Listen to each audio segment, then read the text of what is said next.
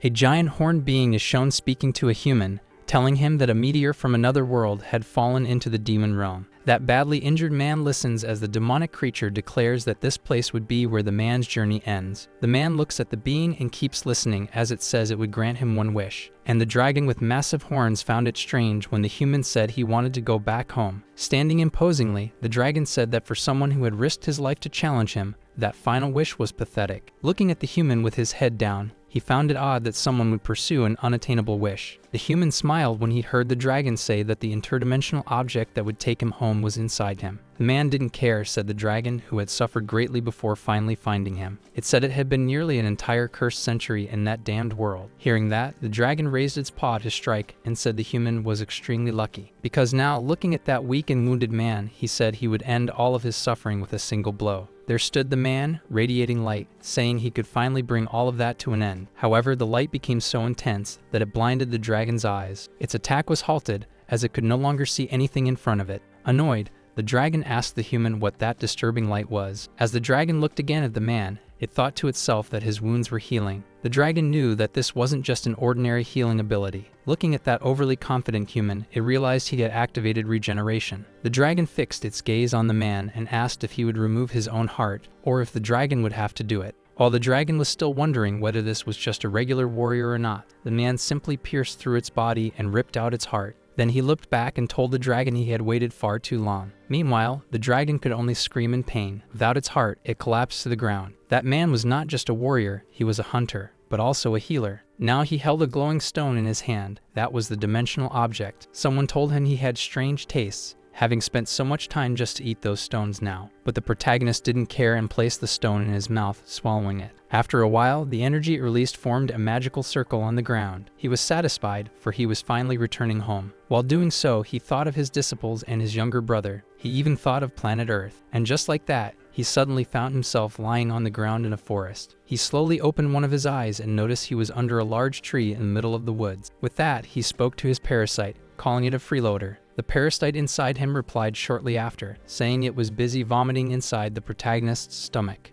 As he stood up, he realized that his parasite had also arrived safely at that destination. Looking around, he kept talking to his parasite, when suddenly he noticed something was wrong with his mana. He panicked, knowing the same thing as last time was happening, and this made the parasite curious. The protagonist explained that the last time he passed through a portal on an interdimensional journey, his mana was reduced. The parasite joked that it was absurd for someone to be left with just 20% of their total mana. And as he walked, the protagonist grew angry, saying it wasn't easy to recover from it last time. It had taken decades. He also told the parasite it wasn't completely useless, and that's when he heard a strange sound. In his direction, a panting woman ran, hoping her companions were okay. She was fleeing from a giant monster, a kind of boar-like creature, and she screamed as she ran. To her misfortune, she tripped on a rock. Immediately after, she fell face first to the ground, losing the little advantage she had. She looked back with tears in her eyes, knowing she'd be easily defeated. She was so terrified that she crouched on the ground,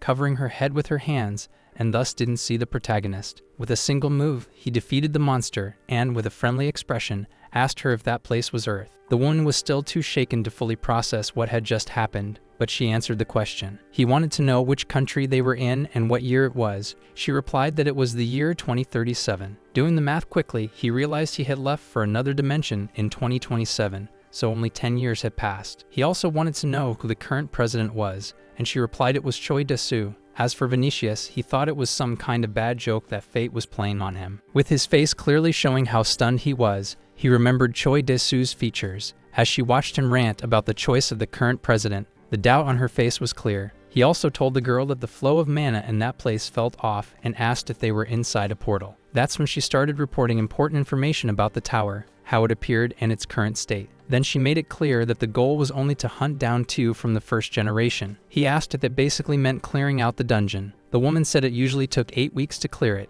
and if the person was skilled, maybe 6 weeks. Hearing that, he sighed and was still thinking about what to do while she noticed something. It was a massive tiger walking strangely toward them, coming up behind the protagonist. She observed closely to see if it was really a troll tiger. The claws and teeth were enormous. The trembling woman warned the man that he'd better run, while he muttered that 3 weeks was too much time. As they were talking, a 3-eyed leopard with a huge tongue drooled hungrily, eager to devour them both. In an act of pure agility, the leopard lunged forward, intending to swallow them in one go. With a fast and almost instantaneous motion, the protagonist simply hurled the beast far away. The short-haired, green-eyed woman was startled as parts of the feline's teeth flew past her. He said he thought 5 days was enough to clear the dungeon, and that he'd give himself some extra time. Elsewhere, a well-dressed man in glasses was sorting out some problems with the reports. When someone arrived and informed him that someone had exited the tutorial tower, he thought it was routine. So that master just ignored the person until he was told that the one who exited wasn't even listed as having entered. The young blonde secretary was trembling.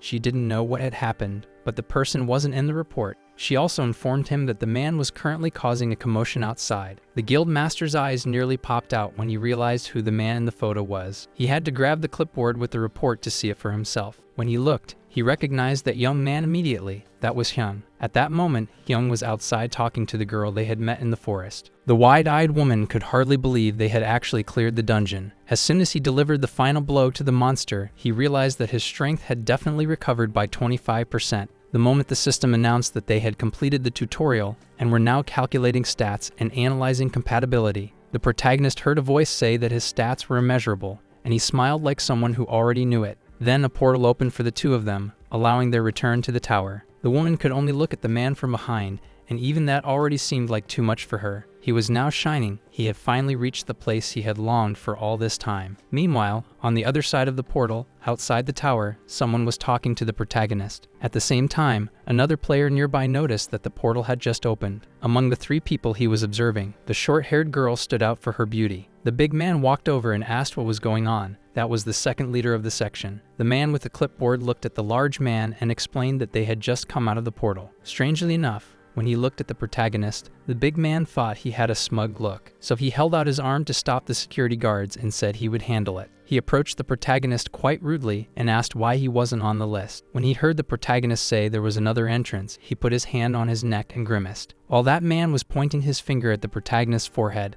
the parasite inside him was grumbling about something. As the big man kept making baseless threats, calling it all a performance, the protagonist just stared at him with various unpleasant expressions. Still, he smiled, even as the man warned that if he kept it up, he personally wiped that grin off his face. With that, the protagonist told the large man that he had terrible bad breath. The protagonist also reached for his neck, but it was just to mess with the big guy. Tired of making excuses, he told the man to shut up, saying even just breathing near him caused harm. Meanwhile, the man made a disapproving face as he listened to the protagonist say he could bring it on. That's exactly what he did. He began to lean forward with his arm, fist clenched, while the other hand remained in his pocket. Even in front of an enemy who was clearly preparing an attack, the protagonist stayed calm. He looked at the man and asked if he didn't know how to listen because he wasn't going to give him another chance. Meanwhile, 2 onlookers watched what was happening, one of them being a blonde woman with long hair, and within moments she had her hands on her head, not understanding what had just happened. When the guild leader arrived, the blonde informed him that it all started because of the man who had come out of the dungeon. Turning back, he asked if there was any footage from the cameras, and when reviewing the recordings of the fight, he was able to draw his own conclusions. In the footage,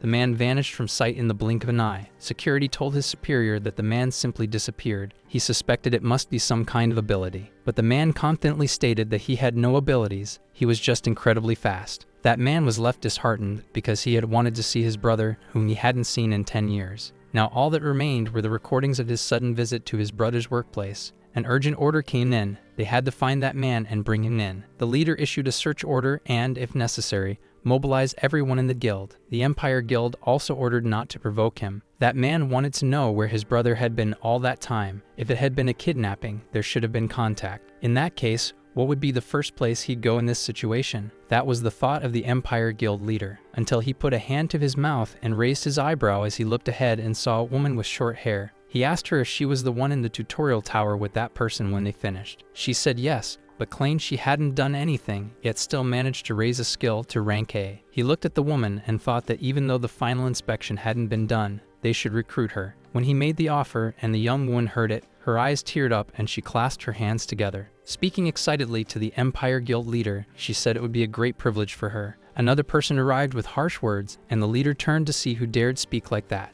It was none other than Hunter Ryu Ji-hwan, a man with short, light-colored hair and a very smug demeanor. That well-dressed man was an S-rank hunter and the master of the Diamond Guild. With him was Choi Sungul, an S-rank hunter and leader of the White Lion Guild, a man with short hair and glasses. Wearing a yellow trench coat, he said he thought he'd missed his chance and also took note of all the chaos around. Meanwhile, the white-haired man thought it was absurd for someone to cause such a mess, and the one with glasses thought that whoever it was, they needed to find him as soon as possible. With that, Choi Sungul made it clear to everyone that his intention was to recruit that individual. That made the short white-haired man with violet eyes chuckle. He figured this would all turn into a huge problem. While the Empire Guild leader and the protagonist brother just watched from the corner of his eye, the man with glasses and a light-colored trench coat thought it'd be a good idea to split up and search different places. So the light-haired man, leader of the Diamond Guild, was already on his way out. The Empire Guild leader watched him leave and gritted his teeth. He would never let someone like that get his hands on his brother. Meanwhile, outside, a young man seemed anxious,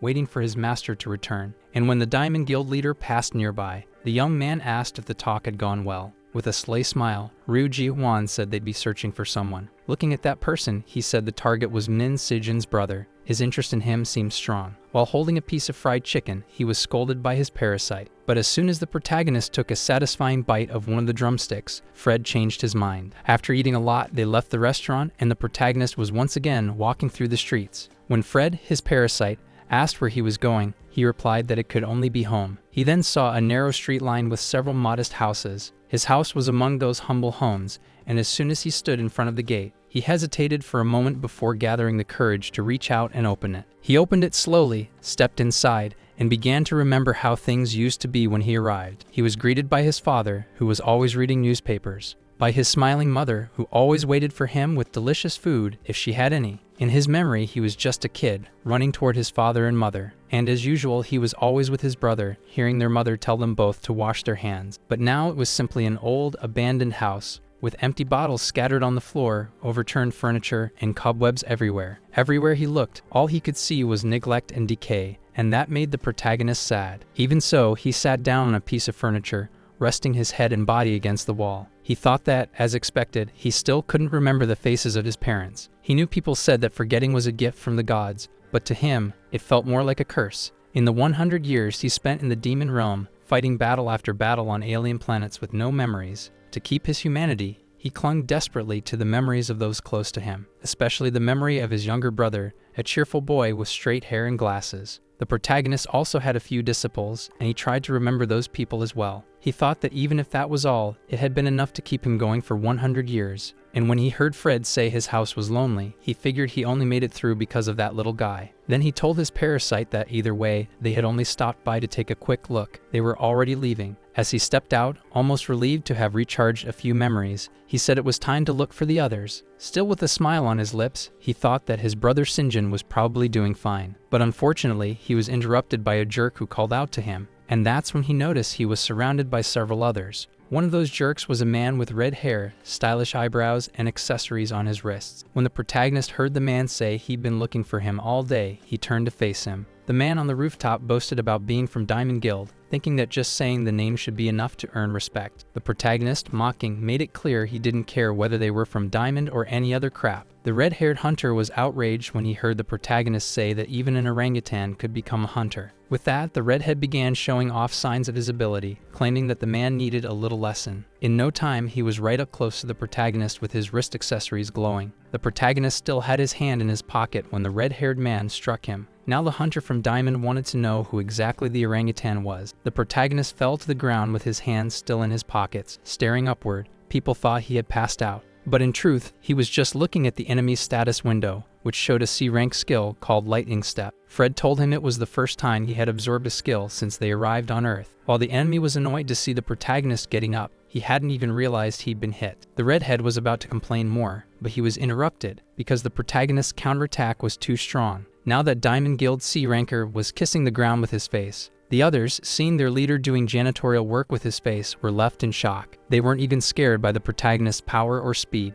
They were just frozen. The protagonist stretched his hand toward the redhead and told Fred it was mealtime, calling him Predator. As soon as he said that, a magic circle formed around the fallen redhead, who was now prey. In just a moment, Predator had already extracted the skill successfully. It granted increased speed and movement. The protagonist, speaking to his parasite, said he hoped the skill worked well on Earth too. While all that was happening, one of the enemies clenched his teeth. He didn't like how things were going. He shouted for the others not to stand around and ordered everyone to attack at once. Meanwhile, the protagonist told Fred they were about to test the new skill. The parasite affectionately called the protagonist Snack and Foodie, or some variation of it. Activating his skill, he first used Electric Step and in a flash had already taken care of almost everyone. Now the one being properly taught a lesson was the man who came up with the idea for everyone to attack. While the man charged at full speed toward the protagonist, he simply dodged, then delivered a knee strike to the unsuspecting man's abdomen, and at that moment, he had just gained another skill. This one was Vital Strike, rank C.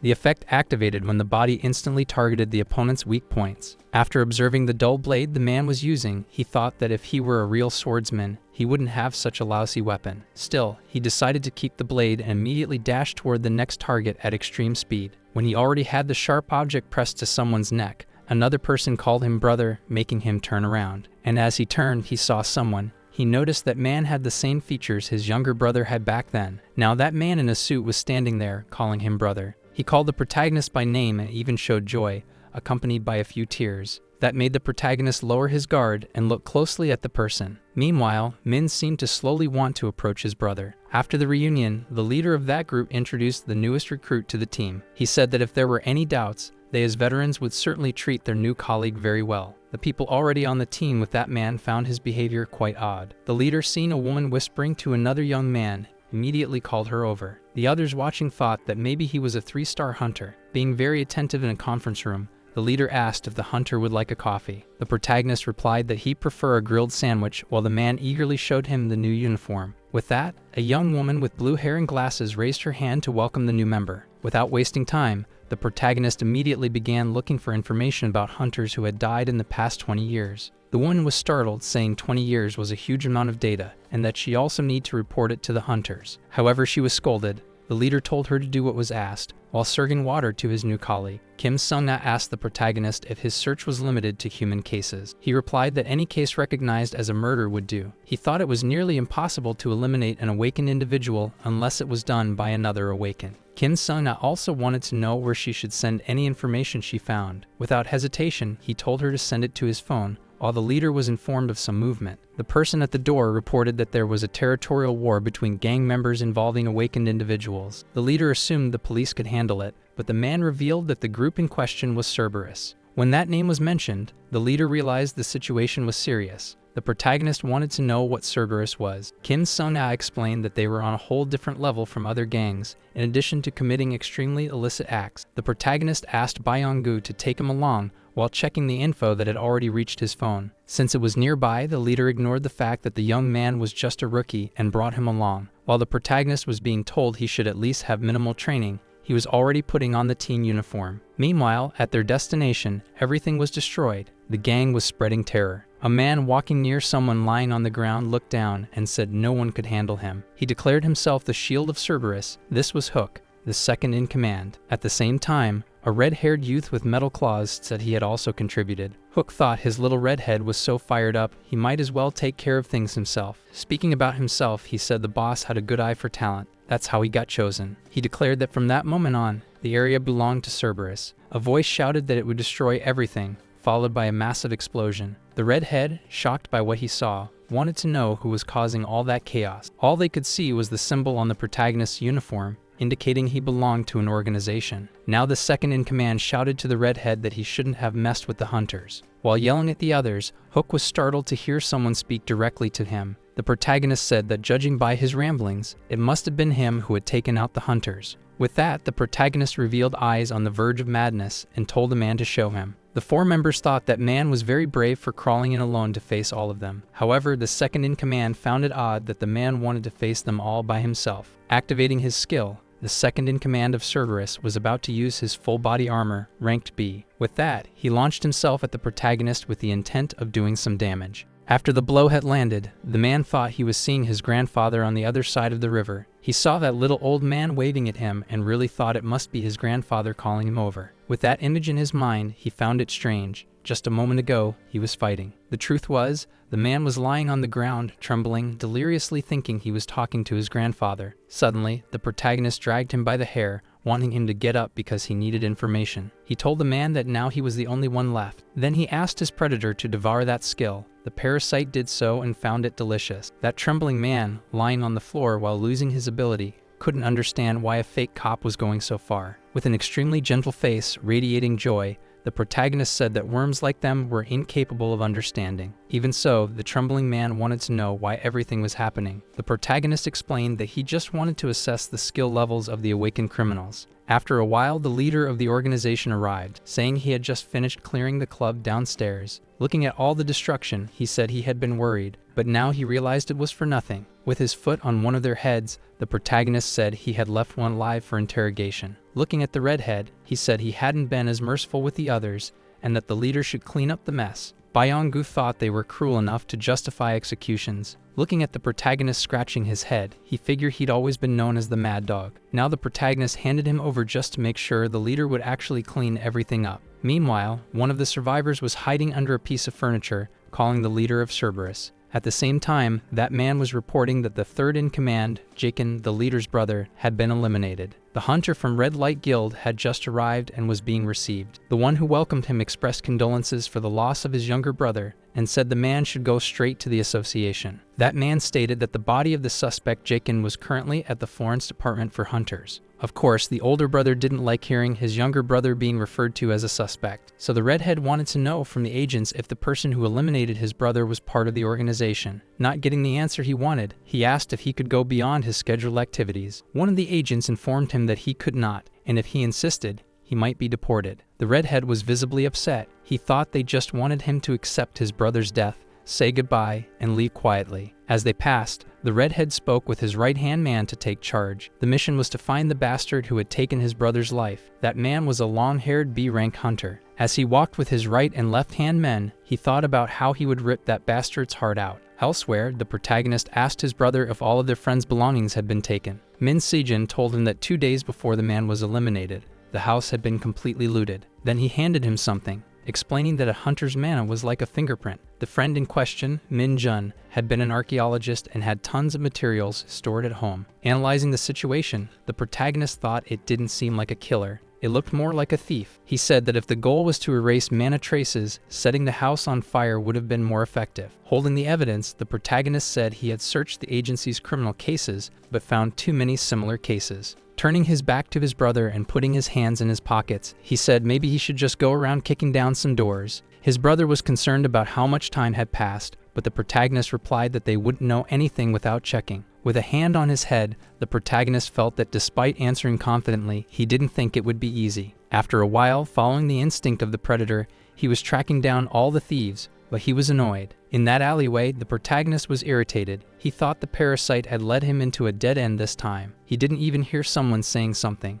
It was an employee addressing his boss, and the protagonist was observing. To hear better, he crouched closer to eavesdrop on the conversation between those two rats. The subordinate told the boss, a large and burly man, that someone was going around kicking down doors. The employee also said that they just needed to hold out a little longer and those bastards would disappear. The boss replied that hunters made a lot of money by joining guilds, so the agency probably didn't have anyone ranked very high. As the two of them turned their backs and the boss puffed on his cigar, a voice asked where the warehouse was. They turned around and saw it was the protagonist, who wanted to know the location because he was about to conduct a seizure. The employee told the boss that this must be the bastard from the organization who had been kicking down doors. The boss grabbed his phone and called all his thugs to teach the intruder a lesson. Soon after, 3 fighters showed up, ready to follow the boss's orders. A chubby man with a mustache pointed at the protagonist and said to grab the guy who had the audacity to interfere. Now wearing the organization's uniform, the protagonist showed no fear or concern. On the contrary, he seemed pleased that they were all coming at him at once. So the protagonist started chatting with the parasite, saying he used a skill for old time's sake. When the predator asked if he would use a sacrificial skill, he answered yes, and a magic circle formed. The light radiating from the circle was so intense that it impaired the vision of the employee and the boss, who stared at the protagonist. He quickly unleashed a shockwave,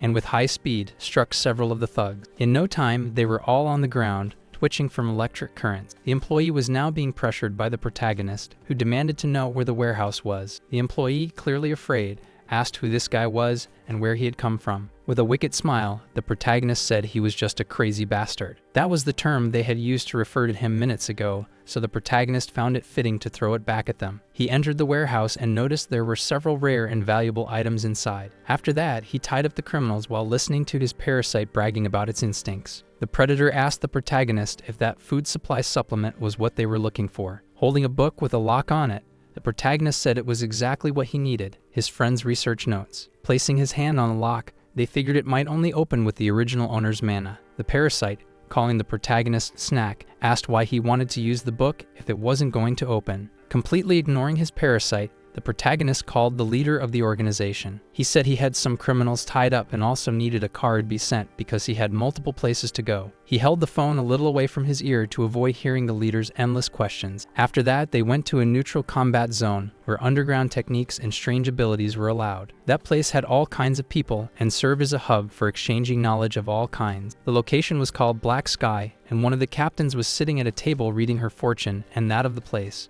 With her long black nails, she pulled a card and gave a slight smile. She sensed that an interesting guest might be arriving. That was one of the 10 captains of Black Sky, a powerful sorceress. Walking through the area, the protagonist thought not much had changed over the last 10 years. The parasite commented that the people there had some interesting abilities and suggested they defeat one and use their skill. As the protagonist spoke to his parasite, he reminded it that this was a neutral zone, free from combat. The black-haired woman known as the witch was eagerly awaiting the protagonist's arrival. The woman with long black hair looked at the protagonist, barely able to believe that 10 years had passed. Resting her chin on her fist with a smile, she asked why he never sent a message. Showing her the locked notes from his friend that he had found, he said he needed her help. Smiling, the woman said that even after 10 years he hadn't changed. He still got straight to the point. Holding a silver chalice and a sharp object, she asked if he still remembered how it was done. The protagonist knew very well how it worked, so he grabbed the sharp item and was about to cut his hand. After making a small cut, he let the liquid fall into the chalice, knowing the ritual would be impossible without it.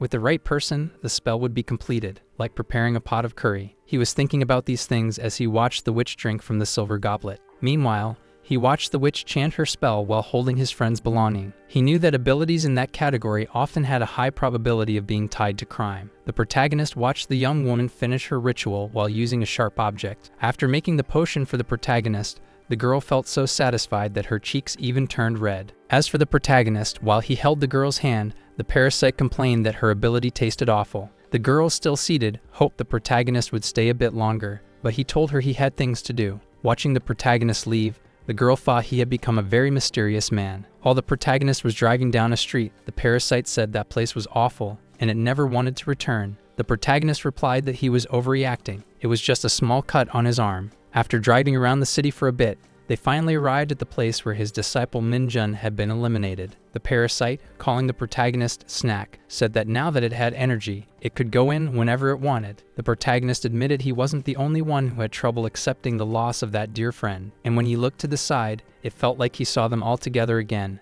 Those were happy moments they had shared. Placing his hand on the table where they had spent so much time together, he was certain he had to uncover the truth. When the protagonist placed his hand on the floor, his parasite asked if he was really going to use that. After saying yes, he placed both hands on the ground to perform a mana scan. He placed the jar the woman had given him, and after activating that circle on the ground, all the mana began to flow into the jar. As this happened, he started seeing images, like a projector flashing scenes of his friends in front of him. The parasite told the protagonist that since too much human flesh remained, it was hard to see what really happened. The fact that his friend had never been a weak hunter was bothering him. He wouldn't be taken down so easily. He thought that the fact someone had done it so quickly and alone meant the culprit was highly skilled. Looking into those memories, he saw his friend's facial expression, unique and intense. He got as close as he could. It seemed like the man was trying to say his final words. As the protagonist leaned in, he managed to hear mana from his friend say 2 words, and one of them was order. With that, another image began forming through the mana. It was a hooded person. That hooded man had his head bandaged and one unusual eye. With that information, the protagonist concluded that his friend hadn't been just doing research. As the mana entered the jar, he thought that his friend might have been part of an organization. After finishing, the protagonist knelt to pick up the jar that held the mana. He looked at that jar while his thoughts reflected on the things his parasite was saying. The protagonist said it was fine. After 100 years, it was time for something to break. While he was still there, he noticed the door opening. The person who appeared behind him asked if he was Min Sinjin. Then that man placed his hand on his head and asked the protagonist why he had been running around all day. The protagonist stated that the man had taken 6 rats with him,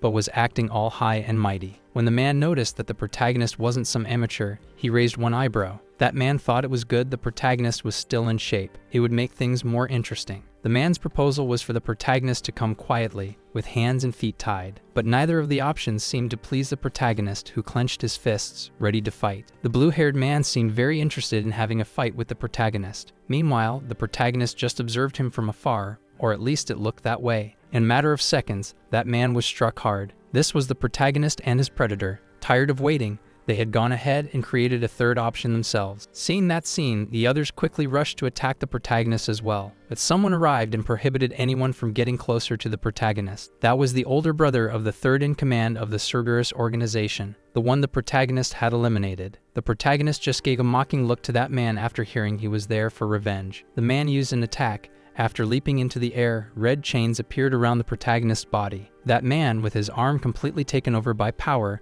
asked if the protagonist had been the only one, and if he was truly responsible for eliminating his younger brother, the third in command of Cerberus. As the protagonist placed his hand on his neck, the parasite said that out of all of them, that one looked the most delicious. However, the protagonist went further and asked the stunned man if he usually bothered asking the names of trash. The man was so furious that he cracked the ground beneath his feet while cursing the protagonist, calling him a bastard. Charging at the protagonist, he shouted that he was going to rip out his heart. With that, he launched the attack, his enraged gaze intended to intimidate his opponent. As soon as he touched the red-haired man, the protagonist could tell he was close to reaching rank A. Looking at him, he knew the man had used instant healing, which could only mean he was a healer. Then the two began to exchange a few blows. The subordinates watching the fight couldn't believe that the man had managed to block the attack from the guild master. Obeying the other man, one of them tried to join the fight but ran straight into the protagonist. Using his lightning step skill, the protagonist took him down and stopped him from interfering. Returning to the fight, he thought it had been a long time since things had gotten this interesting. Meanwhile, they noticed that he was a healer with acceleration ability. The red-haired man realized the protagonist had analyzed his movements and was dodging them with minimal effort. While choking one of the subordinates, the redhead said the protagonist was mistaken about something. Still holding the man's neck, he said that if a crime had been committed, no matter who it was, they would pay. As he said that, he stared directly at the redhead and declared that they were awakened criminals. The red-haired man ground his teeth and glared at the protagonist with an unusual hatred in his eyes. Hearing those words, he remembered the little brother he used to carry on his back when they were young. The memory of telling his brother he would always protect him drove the man into a rage. He was now ready to attack. His spears were part of a celestial ability with wolf fangs. Watching the arrows form, the protagonist told his parasite he wouldn't be able to avoid this without using a skill. However, the parasite said he was becoming overloaded and should remember he was only a fragment of mana. Even so, the golden magic circle formed on the ground, and the neutralize ability was activated. The enemy recognized that it was the dispel skill, but couldn't figure out the protagonist's level. The blue-haired man couldn't believe the protagonist had a skill capable of nullifying attacks. While the redhead glanced at the blue-haired man, the protagonist quickly closed the distance. As he struck, he called him a cockroach and said he couldn't sympathize with a criminal like his brother. Even for someone skilled like the guild master, it was difficult to block such a powerful blow. Though he blocked it, his arm was seriously injured. The redhead assumed that since the protagonist was a healer, his mana would soon run out, so he prepared a heady attack. He attempted to crush the protagonist with a concentrated celestial wolf fang strike, but the protagonist dodged. Faster, the protagonist kneed the redhead in the face and grabbed his hair tightly, then landed a heady punch downward onto his head. He was teaching the redhead a lesson, as he had already told him to stop using that kind of ability. He said the building was already in bad shape, and now he was going to ruin what was left, so the protagonist kept on educating him. They hurled themselves at each other fiercely, but the protagonist clearly had the upper hand. He dodged a few strikes now and then, but most of the time, he was the one attacking. The blue-haired man didn't know what to do. Sometimes the boss told him to use his skills, and other times forbade it. Even so, he decided to follow the last order and tried to bind the protagonist with his reddish chains. And just as the redhead thought the protagonist was securely tied, he flew toward him to attack. However, the protagonist cast another one of his magic circles to protect himself. Soon, the protagonist used a skill on the redhead called Lifesteal. It was S rank. Bit by bit, the redhead started looking skeletal, and his life seemed to drain along with the air. The blue-haired man, watching it happen, didn't know whether to cry or tremble. The sense of helplessness was overwhelming. With his feet back on the ground, the protagonist told them he was never just an ordinary healer. He didn't use mana to heal. Vital Force was about controlling one's own strength. With his radiant gaze still glowing beneath the golden shield, he said it was sorcery of the spirit of life. When he approached the blue-haired man with braids, the guy dodged like a common cockroach. So the protagonist went easy on him, just gave him a few light slaps to the face. But that alone was enough to scare the man so much that he fainted from fear. After everything, the protagonist checked if the camera on his belt was doing its job correctly. He asked Byung-gu if he had seen everything. This time, he hadn't started the fight either. The people who had seen it all live were wide-eyed in shock. A man said he was right, but he didn't manage to press the correct button that time. Now a meeting was taking place. It was a complicated situation for the Ministry of Foreign Affairs. A man asked how long they had been doing live broadcasts. It was about live streaming the process of apprehending criminals through social media integration. That man wanted to know if a talent had joined the association, and why someone so skilled would do that. The issue was that the person who had been eliminated in that live broadcast was a hunter invited from another guild. While the meeting was happening, someone apologized for arriving late. He was Choi Dae-soo, the current president of that state, a middle-aged man with an eye patch. A few days later, at the Empire Guild cafeteria, a place where the guild staff gathered. On that particular day, there were many people in the cafeteria. The protagonist's brother noticed that he was lost in thought while they sat together at a table. Even though the protagonist was stuffing more food into his mouth than usual, his brother insisted on talking to him. While the brother tried to talk about something serious, the protagonist was just fascinated by the snack variety at the cafeteria. As the protagonist ate, his brother expressed concern about the video involving the hunter, but the protagonist was only interested in the plate full of treats and seafood. Min Si-jin's concern was that the current president might find out his brother had returned. But grabbing a bit more food, the brother said it was fine. Nothing was going to happen to him.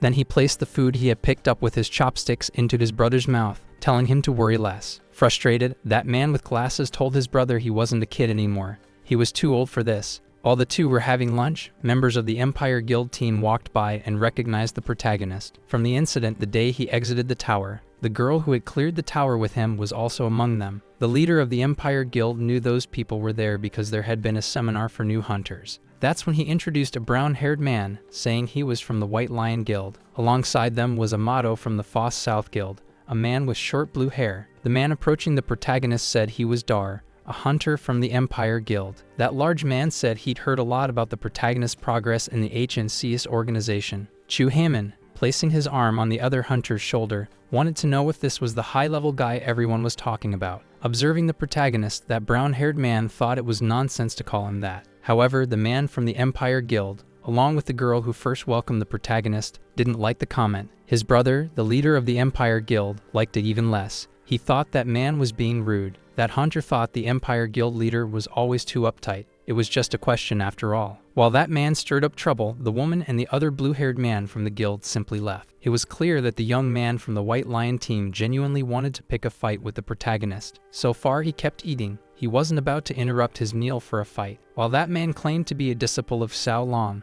the protagonist remembered an old photo. Pointing to himself, the man said he was the master's favorite. After finishing his meal, the protagonist crossed his arms and said that his master had failed to teach discipline. That disciple didn't like the rude way the protagonist spoke about his master. Not one bit. The man thought that if they weren't in someone else's guild, he definitely would have done something. He stormed out, kicking chairs, clearly upset with what he'd heard about his master. With a hateful glare, the man looked at the protagonist and warned him to be very careful where he walked at night. Seeing that person acting that way, a hunter from the guild told the master he'd handle it. While the guild master said he would take care of it himself, the protagonist bragged about how he just stayed cool. The protagonist was cheerful. He said that man was the disciple of his own disciple, so he would let him handle it. Meanwhile, a very well-organized office was shown. That's where Choi Shangul, the guild leader, was. Baek Gun-ho, the director of the HNCS organization, was having tea while speaking with a visitor. The man with him was Choi Shangul, the leader of the White Lion Guild. He had come to ask for their cooperation and also to offer an apology. While speaking, that man looked at his own reflection in the teacup. With a smile, the director said that, as a guild leader, the man didn't need to apologize in person.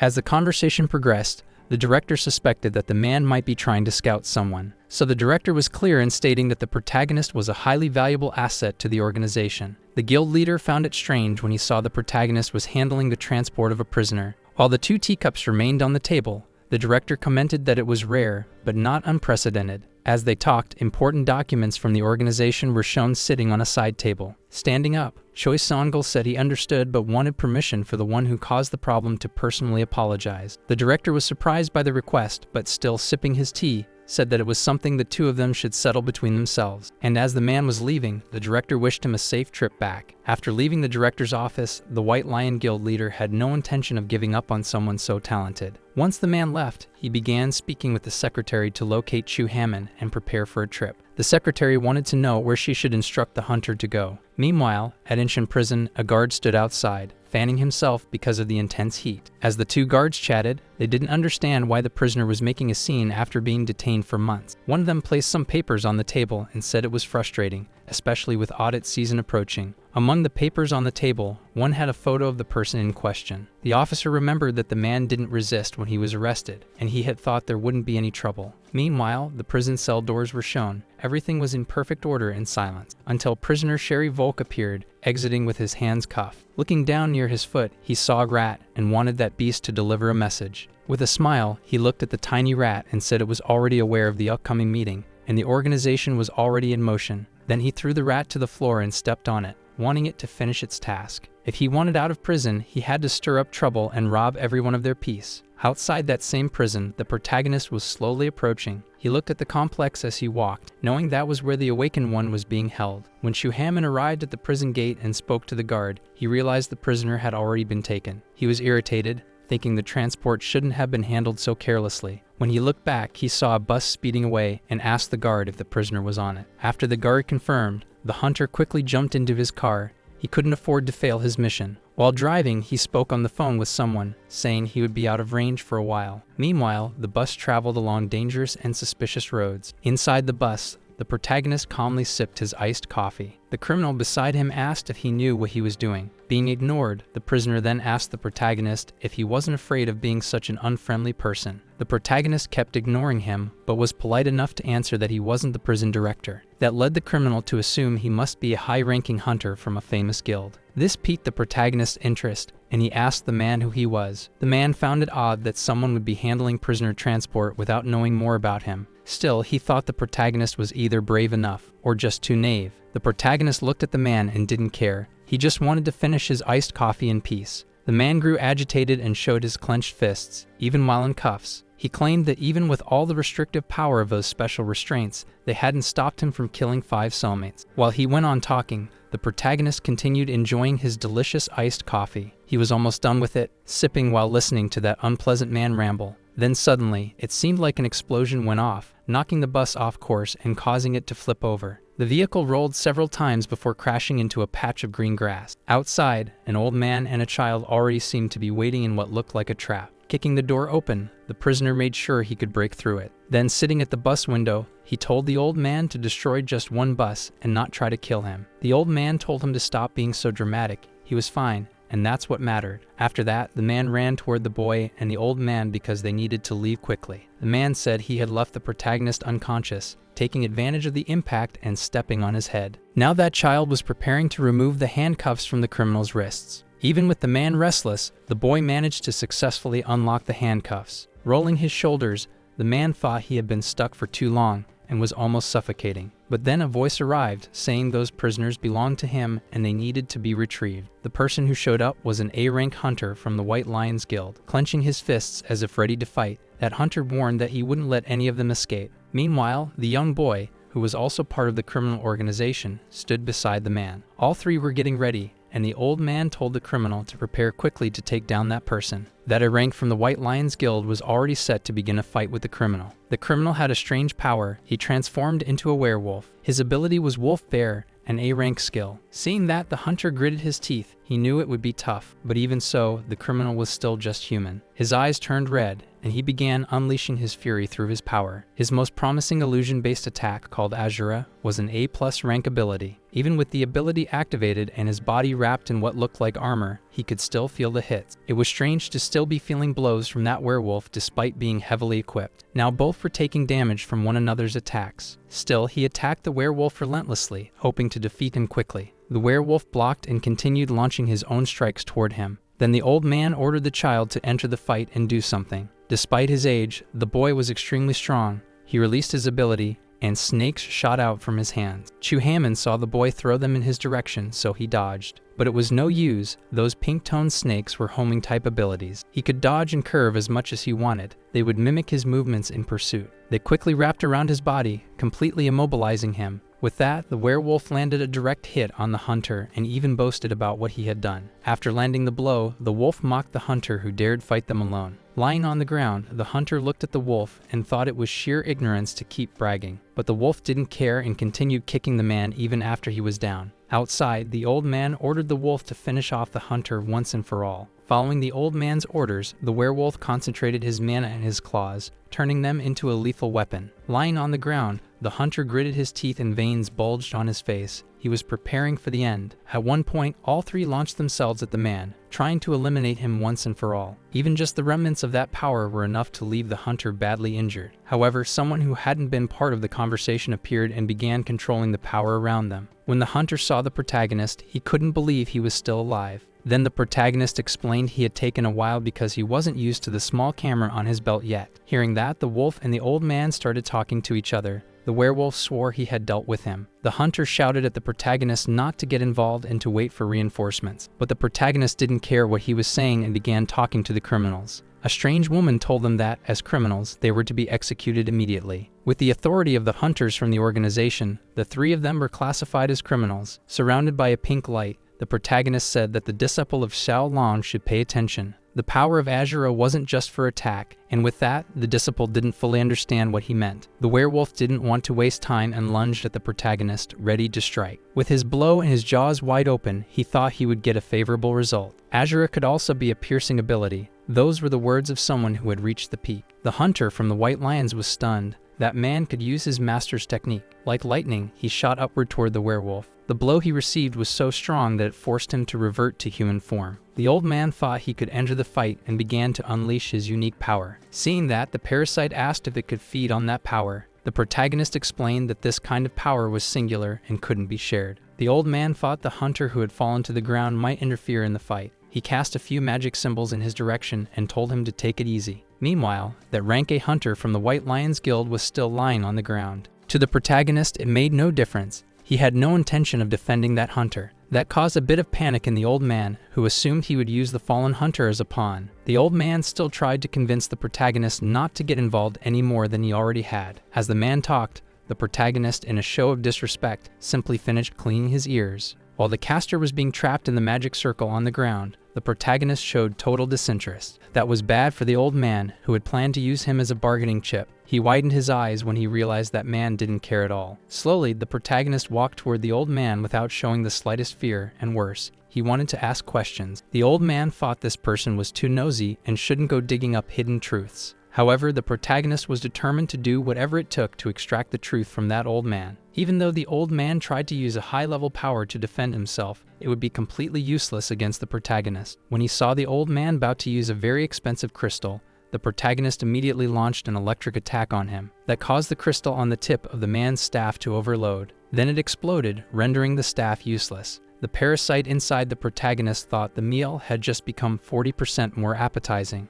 Meanwhile, the protagonist looked at the old man and said he wanted to know more about the organization. The old man couldn't say anything. There was a law that if he spoke about the organization, he'd be marked and eliminated. The protagonist listened to the old man speak calmly, with his hands in his pockets. At that moment, the werewolf started showing signs that he could stand up. The old man looked back and told him he was late to react. But by then, the protagonist had already noticed that what the old man feared most was finally dying. That triggered an interesting ability. He created several magic circles under his feet and in his hand. Meanwhile, the old man ordered the werewolf to attack the protagonist. The werewolf was willing to follow the old man's command, even though he believed the man was cursed. But in front of him, the rank A hunter who had previously fallen appeared once more. He wouldn't let the werewolf pass. Now the fight was about to get a bit more interesting. The werewolf laughed in the hunter's face and told him he should have stayed down, though the hunter shared the same thought. Without wasting a single moment, the protagonist began activating his traps. They were visibly psychological traps that lured everything nearby. That ability was known as Thousand Winds, an SS rank skill. With it, he managed to grab the old man's neck. He squeezed hard and told him it was getting close to what it actually felt like to die. The old man's veins bulged all over his face as he screamed in agony. The protagonist had already given him plenty of chances to speak peacefully, but now he had to be more persuasive, so he kept squeezing until the old man started shaking violently and begging. The rank A hunter thought that man was some kind of twisted monster. He made no move to interfere. He only watched the protagonist still gripping the neck of that criminal elder. Crossing his arms, the protagonist warned the old man that this was the third time he'd asked, and this time,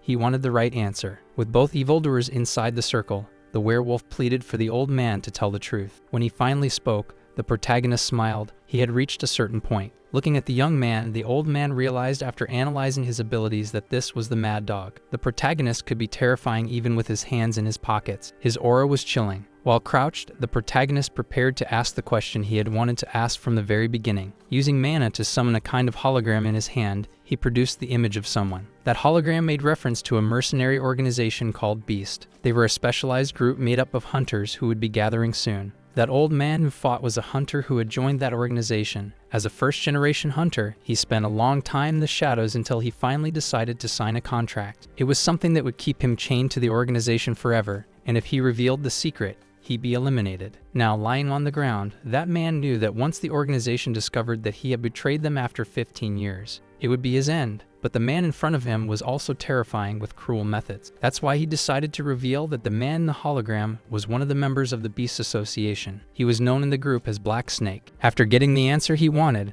the protagonist spent a moment thinking about the unusual name of that person. He wasn't satisfied and wanted to ask them a few more questions, and find out if either of them was involved in the elimination order for Hunter Minjun. The protagonist noticed he was struggling as much as he could to avoid answering. The problem was that the protagonist unleashed his killing intent, making both of their skin burn. That old man said that even though it was an organization, everyone was more like independent contractors. He also explained the reason they went to rescue the wolf from prison. With that, he spoke about the meeting that would happen in a few days, where all members of the organization would be present. The old man also said that if the protagonist wanted, the two of them could reveal the location and how to infiltrate. Then he asked to be accepted, along with the boy, as the protagonist's subordinate. Meanwhile, the disciple of the protagonist's friend was furious. He didn't know what they were talking about. He approached the protagonist, calling him brother, and begged him not to consider that request. The protagonist asked since when the two of them were brothers. The man said ever since he used the technique, and now he wanted to be accepted as a disciple too, instead of letting the criminals take that spot. Meanwhile, the protagonist was only interested in information about Black Snake. He knew that if he let those two go, the organization would probably handle them, but they could also betray him. That's why he decided to accept them as his subordinates, which immediately startled the red-haired hunter. The old man thanked him. He knew now he might have someone to protect him from the association. Looking at them, the protagonist said that even if they were forced into it, they were still traitors, and once a traitor, always a traitor. When the two heard they would have to sign a contract using a mana oath, they were stunned, but they accepted, and the magic circle quickly began forming beneath them. The protagonist was highly proficient in mana usage and symbols, so he was able to form the sigil swiftly. Standing on the sigil, the two of them spoke their names and swore loyalty and faithfulness. Meanwhile, the parasite knew that if they belonged to the protagonist, then they belonged to him too. The contract was quickly completed, and now the two were officially bound to the protagonist. He stated that he would protect both of them and deal with any situation that put their lives in danger. Watching everything unfold, the red-haired hunter couldn't understand why the protagonist hadn't chosen him too. But when he tried to get his attention, he noticed in his red eyes that the protagonist wasn't completely pleased. Holding that contract in his hands, the protagonist used mana to make it vanish. Calling the red-haired hunter disciple of Xiao Long, the protagonist said he would accept him as his disciple. That made the man very pleased, but he was only accepted because the protagonist would need some extra hands. But in no time, the young man was already acting like he was leading the other two disciples. Looking at all that chaos, the protagonist knew he'd have to make a call to get everything cleaned up. Back at the prison, the warden was furious about the prisoner having escaped. Meanwhile, the protagonist remained calm while his supervisor took the full blame in his place. The warden seemed extremely upset because that prisoner had been under the guard of association members. At a certain point, the man got tired of hearing it all and began questioning the warden's loyalty. It was a tough position. He had released a dangerous prisoner with only one guard. Now that man would use the situation to paint the director as an ally of the association. Without warning, it was announced that the prison would undergo an inspection, and many from the association entered to conduct it. The leader of that association counted on the director's cooperation and asked him to stay calm during the inspection. Back with the protagonist, he was being told that he couldn't just make a phone call whenever things went south. Then he reported that, as instructed, he had already completed the cleanup for the escort mission. But he wanted to know what the White Lion's hunter, Chuhaman, was doing there with him. And worst of all, even an unidentified old man was present, along with the criminal who had just escaped from prison, now labeled as someone dangerous. The protagonist asked Byung-gu to sit down for a moment and explain the entire story behind everything. Now he wanted to explain to everyone how their mission would work. He said that the next day they would infiltrate the hunter organization's meeting. Byung-gu could hardly believe what he was hearing. He didn't know how they could infiltrate without being noticed. With a wide grin, the protagonist said it was too obvious. He also revealed that the real goal of the mission was a complete extermination. In a hidden location, the meeting was starting. What was impressive was the high attendance. Only 2 chairs were empty that day. One of the participants questioned why the Red Ghost and Volks weren't present. The red-haired man with the eye patch expressed his surprise that 2 weaklings had dared to betray them. With the betrayal came the breaking of several promises, which the girl sitting awkwardly in her chair noticed. The man with the scar, seeing everything unfold, asked everyone to be quiet. It was enough. He said the decision on how to deal with the traitors would be made solely by the boss. Meanwhile, the leader said he was enjoying the direction of the conversation and encouraged them to keep discussing it. Looking around at the others, the boss asked if anyone else had something to say. At the meeting, it was clear that the red-haired man with the eye patch was uncomfortable. This was evident from the way he held his hands and positioned his body. However, the leader wanted to decide on the punishment and through that, determine who would handle the traitors. There was a moment of silence, but someone, irritated, asked the boss to stop joking around because he was never funny. The snake-like man said they could deal with the traitors whenever they wanted, but the problem was that someone knew the meeting location. The meeting grew tense, and just as one of the members was about to speak, the intrusion alarm was triggered. Everyone heard the alert. Unknown movements detected at all 5 entrances. This was an unusual situation. No one had ever tried to invade that location before. The real issue was that the exits were also the entrances. They had to split up, each person covering 1 infiltration point. In a commotion, many left their seats. The red-haired member believed it was right that the boss and Hojo didn't participate, but wondered why Black Mamba wouldn't either. Black Mamba himself stated that he didn't like dealing with small fry. Unlike the others, Black Mamba found it interesting that the boss had managed to put a leash on such savage mercenaries. Meanwhile, hiding in the ventilation tunnel, one of the protagonist's allies worried about the insanity they had recently agreed to. Things had escalated minus 30 minutes earlier. The informants had revealed the meeting point. The elder accompanying them had warned that there were 5 entrances, each equipped with detection sensors. He also mentioned that the internal structure changed frequently, so they couldn't know where each path led. Thinking it through, the protagonist realized each of them had to act at a different entrance, so the enemy would have no escape. As planned, Byung-gu had brought radios for communication. They also concluded that since each entrance had sensors, the enemy was already aware of their presence. That's why everyone needed a way to communicate. If things got out of control, they were to contact the protagonist immediately. Everything had to be reported, especially if they located his target, Black Mamba. It was then that the protagonist's newest disciple had an idea. He would enter through the air vent. He hadn't had much success so far. He had found nothing but a dead end. At the current moment, he hadn't fought anyone and had reached the main meeting hall. From above, he noticed that everyone present was obviously rank A or higher, and yet the security was very lax. He knew that even if he used the radio, regrouping would take time, so he had an idea. He thought of reducing their numbers a little, so he tossed a small ball near a chair. Hojo saw a small ball rolling by and assumed it would mysteriously land in his hand. When asked if he still played, the person said yes, especially since they had won a voucher the other day. And just as the Christmas-themed ball was touched, the explosion was imminent. There was hardly any way for people to defend themselves. From a distance, the boss asked if Hojo was still alive, but Black Mamba noticed that a little rat had slipped in quietly, so he decided to return the gift. He threw a grenade in the direction where the ball had come from. He thought it was a good ambush, but he didn't like playing hide-and-seek. That caused the hunter who had been hiding earlier to reveal himself. He came down already trying to fight Black Mamba on equal footing. He was immediately recognized. It was the hunter Hwang Jong-gu.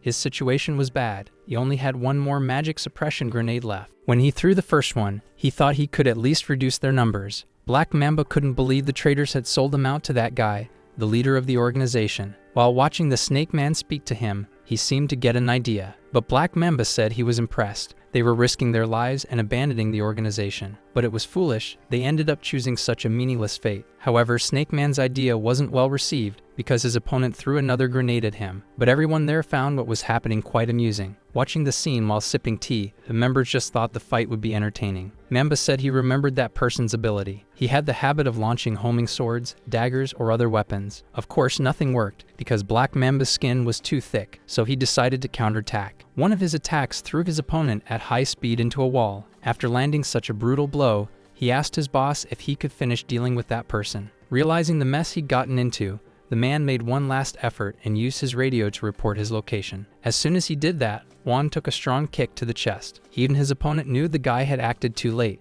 He should have made contact earlier. Now he wanted to know who was next. Was it a traitor like Jacqui, or maybe the branch chief of HMCS? While he was speaking, hurried footsteps echoed. People were running to the scene, including the 3 people he had just mentioned: the Elder, the Wolf, and a hunter. Then he concluded it wasn't just one or a few, it was all of them. And with that, he managed to dodge an attack that he seemed to have sensed coming. Now seeing them come to defend their ally, he thought they had been quick to take down the beast members. Black Mamba saw from afar that the boss looked disappointed. He thought he had chosen strong people. But Snake Man didn't think it made sense. The injuries were signs that there had been a fight, but there was no way such weak people could have won. Becoming extremely irritated, Black Mamba said there was no way they could have taken down Tiger or Grizzly so easily. All of them had some sort of issue with the members of the Beast Group. Besides, he talked too much. That's why he was about to get hit. But that hunter from the White Lion Guild didn't have much success. Chu Hammond was thrown far away after being restrained. He was hurled to the side, near the organization's leader. In a fraction of a second, both the Elder, the Wolf, and the others found themselves in a complicated situation. Judging the coordination, they all thought it was too perfect to be random. It couldn't be just an organization. Black Mamba's question was, who had managed to unite so many people who had never even crossed paths? Wan Jungu wanted to know how they had all arrived so quickly. He said he had been fighting the enemy near the entrance when Suukyong appeared. He said the Elder and the Wolf were probably in similar situations. Now the Wolf needed to find a way to fight an A+ ranked Awakened and capture him alive. The Elder knew that Black Mamba hadn't shown his real skills yet, and the hall was already in ruins. And as an Elder, he noticed Mamba wasn't using his full power. He probably had a strategy ready. As for the boss, his ability was completely unknown to the Elder. There was no way to predict what he might become, so he needed to have a plan as well. He threw his staff to the ground and gave the signal. He would handle the boss, and the others should focus on capturing the target. The Wolf was annoyed, as he always ended up with the dirty work. While Chu Hammond prepared to attack Black Mamba from behind, he heard the man muttering. The Elder noticed that the Wolf was already out of the fight after just one blow, but declared that no one would leave. He had to form his binding formation. He thought it was the best strategy. Meanwhile, Chu Hammond prepared to attack Black Mamba alongside the Elder's magic. The Elder's chains were also trying to restrain their master, the leader of the beasts. That Elder warned the leader of the organization that no matter how strong he was, he wouldn't be able to escape. But someone who had stayed out of it so far, just watching the fight, was now being forced to intervene. Meanwhile, Crow, who had been hit at the start, was beginning to get back up, and he was already behind the Elder, determined to end it all. Bora the Wolf and Huang would need to intervene as he thought that person had already died. Black Mamba took advantage of the freezing mage falling unconscious and broke free from his chains. The man was going to deal with those people because he didn't know when reinforcements would arrive. That's why he needed to eliminate all of them as quickly as possible. He would use his A++ ranked Draconian ability. By using his Draconian skill, he could transform into a venomous lizard man. From that moment on, everyone in that place had to double their attention toward that lizard. The power of that lizard could be similar to the wolf's, but the mana density was far too high. Meanwhile, the lizard was just waiting. Since his durability was much higher, his only option was to buy time. He looked to the side and noticed things weren't going well on the other front either, so he couldn't wait for backup. He was ridiculously upset. He had never been dead weight in a fight before, and then the worst happened. He was struck by a dagger in the arm. As soon as the dagger touched his arm, he began to feel the effects. His opponent, when throwing the dagger, knew the fight wouldn't be easy. His enemy was also using elemental magic. Even with several people willing to fight the venomous lizard, he was staying ahead of them. In a moment of distraction, Hyung was nearly crushed by a massive rock. But the lizard didn't like seeing someone ruin his plans, so he decided to attack that A rank as well. After neutralizing another opponent, he returned to Hyung, saying surface hunters always made mistakes. He was lecturing him, saying that mana levels and abilities were different things and didn't determine victory. Meanwhile, the fight was against the wolf, who was taking a serious beating. The entire floor of that meeting hall had been equipped with self-destruction formations, just in case of an emergency. It was literally a trap from which no one could leave alive after entering. Meanwhile, the Mamba continued tightening his grip on his victim's neck. However, he felt something very strange that made him immediately pull back. It was a terrifying killing intent. As soon as he felt it, he retreated as far as he could, realizing someone was entering, and now he was the prey. Sneaking in, determined not only to protect his team, but also to seek revenge. The protagonist was after Black Mamba, and as soon as he saw that giant lizard, he charged at him. He could hardly believe he had finally found his target, and now Black Mamba was in terrible hands. He was so consumed by vengeance he could barely control himself and hurled Mamba against the wall. Meanwhile, the wolf's opponent wanted to know who that person interfering with the fight was. The protagonist was so fast he didn't settle for just neutralizing Black Mamba. He also attacked the wolf's opponent. At the same time, the leader of that group realized the man who had just entered managed to perform some sort of reverse engineering. However, the parasite inhabiting the protagonist believed it was all thanks to him, since his vessel was weak. The leader was fascinated. The facility had cost billions, and it was turned to scrap in the blink of an eye. Trying to recover, Black Mamba said that his monstrous entrance had caught him off guard, but he was beginning to understand what was happening, and from that moment on, the opponent wouldn't have another chance. Looking at the protagonist, he knew it was him who had taken out the mercenaries and assembled that team. The protagonist had a different view. He believed that if anyone was responsible, it was only Black Mamba, who was nothing but a bastard. When the head of the organization heard that, he asked Black Mamba what kind of mess he had gotten into. That snake said he never acted on his own instincts. He only followed orders, and now he was the target of revenge. He made it clear that it didn't matter who it was. Whenever he eliminated someone, he made sure not to leave any traces. Suwu claimed it was because of revenge, but that wasn't the only reason. And when he said those words, he already had a completed magic circle in his hand and unleashed that power. Seeing all that, the leader tried to prevent the protagonist from taking a more drastic action. He was interrupted. The elder placed his staff against the man's neck while the wolf held his shoulders. Seeing that nothing could be done, he raised his hands and said that, in any case, he wasn't planning to interfere. The leader of that group, seeing that one of the strongest was struggling to fight a single man, became curious about who that man was that was giving Black Mamba such a hard time. Now that Snake realized he was dealing with someone who had tracking abilities, nothing could be done. He was weaker and would certainly be defeated, but before that, he needed to reveal why he wanted to know. After being thrown against the wall, he reverted to his original form, shedding his poisonous lizard body. Black Mamba took pride in knowing everything about the top-ranking hunters, but he was frustrated because he knew nothing about this one. Even though he was losing, he still had one last card up his sleeve. At least he thought it would work, but when the protagonist jumped above him, he realized things were going badly. After slamming the man's head into the ground,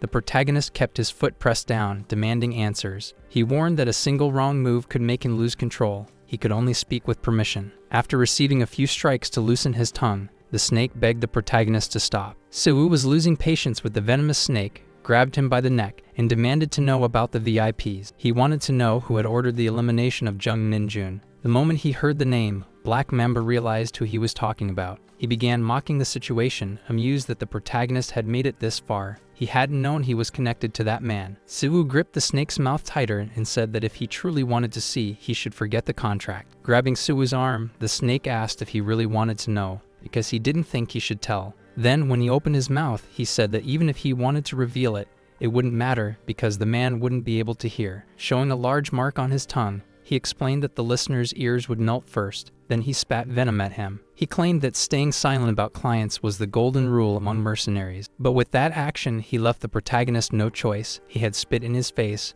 and now he was furious. With a touch, the protagonist, being an excellent healer, healed himself, now convinced that Snake wouldn't talk. When Black Mamba realized he was facing a healer, he was horrified. The fear was so great that he pleaded for help from the leader, who simply raised his hands and said he couldn't interfere. Knowing he was on his own, the snake finally decided to talk. He began saying that the client who hired him was with Pandemonium. The moment he started to speak, he was eliminated. The protagonist was still trying to process the information. The leader finally decided to extend his claws. He would now get involved in the fight. Using his true powers, he repelled everyone who had been trying to restrain him. Removing the hood from his head and revealing his black hair, the leader said he finally understood who that person was. He now knew that this was Min Siwoo, a first-generation hunter who had disappeared over 10 years ago. Now the protagonist had only one question. He wanted to know if the leader was part of Pandemonium. However, smiling, he said that his group was just a mercenary guild. They didn't take individual contracts. He said that his sister had once mentioned a first-generation hunter with bizarre healing powers, With a stern expression, the protagonist told him that lying wouldn't help. It was pointless. The man claimed he was telling the truth and that the protagonist had probably already discovered a lot about the leadership. That leader admitted that he had completely forgotten about the existence of an old generation hunter after all that time. Then he snapped his fingers and escaped with his subordinate. From above, he asked the mad dog if he would chase after them. He replied that it wasn't necessary. He had already found what he came for. Feeling relieved, the leader of the beasts simply said he felt better hearing that. Entering a portal with his subordinate, he said they would meet again. His disciple didn't understand why Messi let them escape, but the protagonist warned that if they gave chase, magical cycles would activate, and they were all already in a bad situation, only made worse by an explosion. But now one huge doubt lingered. What did his friend have to do with Pandemonium? In front of a laptop screen, he was watching and searching for something about Pandemonium. He knew that 20 years ago, the first gate opened on Earth, bringing all kinds of things. The source of all power was mana, monsters, magic stones, and rare resources. Demons were a race as proficient in mana manipulation as the Awakened, specialized in unique abilities. Using the first gate, they infiltrated Earth during the chaos, declaring themselves as dimensional supervisors. Their view of humanity was disdainful, bringing mana storms and monster invasions, treating humans as an inferior species. Amid all of this, there was a group of humans who managed to rise, worshipping the Demon King as their leader. That group was called Pandemonium. Fortunately, their tyranny didn't last long, because the first-generation hunters quickly mastered mana manipulation. The war between humanity and demons for the survival of Earth ended with humanity's victory, putting an end to the chaos. It had already been over 10 years since the protagonist defeated the fourth Demon King and was thrown into the dimensional rift. He knew that, by that time, the Pandemoniums had already been dissolved, but that name was now returning. The parasite said that even in his own world, demons used dragons as subordinates. Siwu told his parasite that the memories from before discovering the other world never came back, but he still had a strange feeling. But he had seen with his own eyes the behavior of demons in that other world for over 100 years. Back then, when fighting demons, he was too busy to analyze them, and later spent years fighting their subordinates. He knew the mana patterns of demons were different from humans, but they had become skilled at faking it. The parasite thought there was no need to think. He should just eliminate all demons. While the two were talking, someone walked through the door where the protagonist was conducting his research. He looked at his brother and thought he had come back early. He wanted to know why. But his younger brother found it strange that, out of nowhere, he suddenly wanted a space just for himself. He explained it wasn't anything major. He had just been searching for traces of an old friend. His brother wanted to know if that was an office meant to gather people related to the case and asked who exactly he had brought in. But the brother was very worried. He knew he shouldn't be drawing so much attention. It was dangerous. Yet the protagonist remained calm, saying that Bayangu had already erased all the evidence of his involvement. But everything he heard from his brother sounded like nonsense. He thought the protagonist should act more cautiously. His younger brother's concern was genuine, as he had already said his mana hadn't fully recovered. And even so, he kept getting involved in different dangers. It had already been 10 years, and the world had changed a lot. To lighten the mood, the older brother gave a few playful pats on the younger one to put him at ease. Despite being very worried, the younger brother, leader of a famous guild, wanted his older brother to keep his promises. Then he mentioned Shim-Jisu, saying her awakening abilities were more complicated than they had thought. So he asked his older brother for help disciplining that team, and the protagonist agreed. He called his brother to go out for dinner, saying he had a huge hole in his stomach. Hearing the parasite's complaints, the protagonist was certain that was the true source of his insane hunger. He was about to eat again when he got a call. It was Bayangu. Now he had to deal with a protagonist who was furious for being ratted out to his younger brother. That man said it was the first time a mercenary hunter organization had gone public. Because of that, the agency was in chaos. At every moment, the receptionist had to deal with her superiors. Bayangu,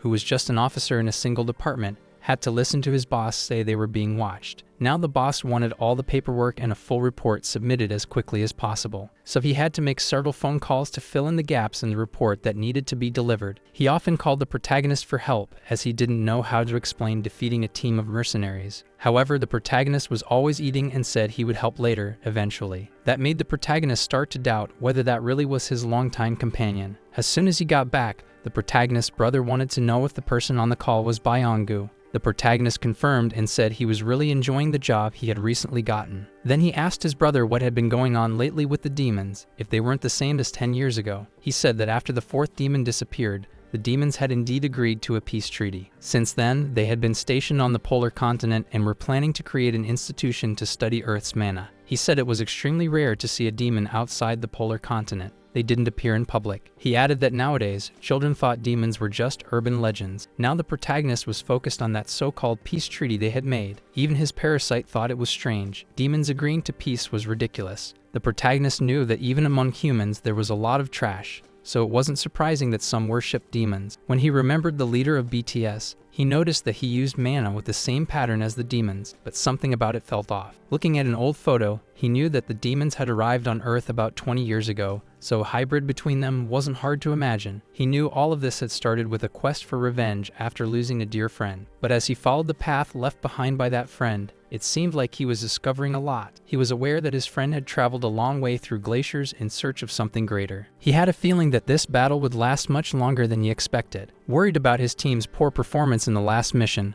the protagonist demanded that they meditate. And under his supervision, everyone was giving their best, although some clearly had no idea what they were doing. One of his disciples didn't agree with staying still meditating. He preferred to be moving. However, the protagonist caught the wolf man sleeping and gave him a pat on the head to keep him alert. Then he turned to another disciple and asked him if he thought abilities were like sweat. Afterward, he turned back to the wolf man and told him he had misunderstood the tutorial tower. While speaking, the only person besides the protagonist who truly knew what it meant to feel the danshin was that old man who was also meditating. Even so, the protagonist decided to explain, and they better pay attention because he would only say it once. He said that when a human resonated with mana for the first time, a storage space opened within their body. He explained that the more one trained, the larger the danshin would become, and thus it would store more mana. Now his red-haired disciple understood how crucial it was to learn more about that essence that was still unfamiliar to him. The protagonist said that was why meditation training to control mana was the best method. He was angry with the wolf man and with an elder, telling them that just because they were wearing collars didn't mean he would go easy on them. Meanwhile, cautiously stepping through the door, his friend said the protagonist hadn't answered his calls. And the protagonist's response was even worse. He said he didn't answer because he called too many times, like a stalker. He told him he needed to head to headquarters immediately. The branch manager had requested his presence. While walking, he wanted to know what the branch manager was looking for. Then Seu stopped and looked at the man, asking if he'd gone around using his name. As the two walked through the agency, they noticed that two people stopped them and started talking excessively. Among them, the red-haired one was more provocative and wanted to know what magic Seu had used to start getting results. Meanwhile, Byong-gu, very irritated, told the protagonist that Bastard had already returned from his assignment. He told the redhead that since he was back from work, he should keep quiet instead of starting trouble. Then Sung Chang-won started talking about the protagonist, wanting to know who he was to have caused so many problems. Meanwhile, Seu pretended none of it was about him and simply cleaned his ear, thinking about what he'd eat later. Then Byong-gu asked why they were wasting time and blocking their way. Hajun-tae spoke for the first time, saying they had been assigned to Japan. While they worried about continuing that dispute, the protagonist was just staring at his phone. Someone addressed him directly, calling him a rookie. They said that even if they weren't on the same team, they were still veterans, and he hadn't introduced himself. However, he told them to just get out of his way. The hallway wasn't a leisure area. Of course, neither of the two liked the rookie's greeting. It was completely disrespectful. As Hajun-tae listened to everything the young man said, he grew irritated. Then he told the red-haired friend not to worry. He would teach the rookie a lesson himself. Byong-gu told them they didn't seem to be using their brains. This was HQ, and they shouldn't be stirring up conflict. Even so, that redhead really wanted to continue. He thought the rookie was in the wrong and said he'd deal with him. The two were very serious, but the protagonist seemed to keep mocking everyone. The redhead was getting increasingly angry, saying he was a bastard, and everyone was watching the scene unfold. He thought he couldn't just let it slide, otherwise everyone would think he'd lost. After he said that, the protagonist and his friend went silent, which only boosted the redhead's confidence. He thought he was in control, until someone's hand touched his shoulder. It was branch manager Baek Gun-ho, meaning he was the one truly in charge there. After that incident, both of them decided to stay quiet since they were already in a bad spot. Speaking directly to Seu, he said he had been wondering why he hadn't shown up. Now those two troublemakers had to watch the manager flatter the protagonist, offering his hospitality. Even so, the redhead still seemed like he wanted to say something, but he was silenced. The manager didn't care about him. He had already heard the rumors about his recent work in Japan. If he wanted to be in charge, he should start doing the job properly and stop wasting time on nonsense. And after those harsh words from the manager, they had to keep watching the rookie being flattered. So he was taken to the management room, treated like royalty, and there the flattery continued. But the protagonist didn't like wasting time, not even with flattery. That's what made the manager get straight to the point. He wanted him to explain the reason he had been called. He made it clear he wanted to ask about the transport mission from Inshin prison. While the tea was served on the table, the man talked about the prison case and, at the same time, about the mercenaries. Still, he wanted to know what had happened to the fugitive president. He said it didn't make sense that someone strong enough to defeat a guild's inner circle would just lose track of the fugitive. The matter was restricted to the protagonist only, so the manager asked Jung-gu to leave. Of course, he left, but he didn't like it all being dismissed while the protagonist stayed behind. After he left, the manager told the hunter that he wasn't an irrational man. He said he had known the hunter Jung-gu for a long time and knew he wasn't capable of investigating and eliminating an organization on his own. It was hard to believe everything, especially when someone as mysterious as the newcomer was involved in it all. That's why he sought advice from an old acquaintance, and it turned out he knew the hunter very well. That made the protagonist briefly interested in what the director was saying. He said the person was a legend among the first-generation hunters, one of the three lords. The man in question was the master of a famous guild, an S-rank hunter. Everything had been arranged for those two to have a conversation. He started by saying he never believed the story about his death, but the protagonist was shocked by the aged appearance of his old friend. He now looked at Kangho, an old comrade, one of the first-generation hunters. His friend wanted to know why, even after all those years missing, his face still looked the same. He also said that his disciples had been worried. The conversation was going so well that Seiju decided to order another bottle. He said he felt like there was so much to talk about. After telling him the details of what he went through in 100 years in another world, the protagonist explained that after he eliminated the demon king of the fourth dimension, he was pulled in. He was surprised by the news that the demon was still alive. It was unbelievable that humans and demons had signed a peace treaty. His friend said that first of all, the demon from the fourth dimension was indeed still alive. However, he explained that his situation was bad, and after the war between humans and demons, the demons had been weakened, and the war dragged on for years. The world was a mess, with monster attacks everywhere. But in that situation, a draining war between demons and humans. Under those circumstances, the demons took the initiative and proposed a peace treaty. They offered to help repair the damage in several countries, and they requested a territory in the Arctic where they could stay until they found a way back. It seemed like the path humanity should follow. During that time, top hunters representing countries gathered together, and ever since the treaty, the demons hadn't left the designated territory. Of course, there were first-generation hunters who doubted the demons' proposal.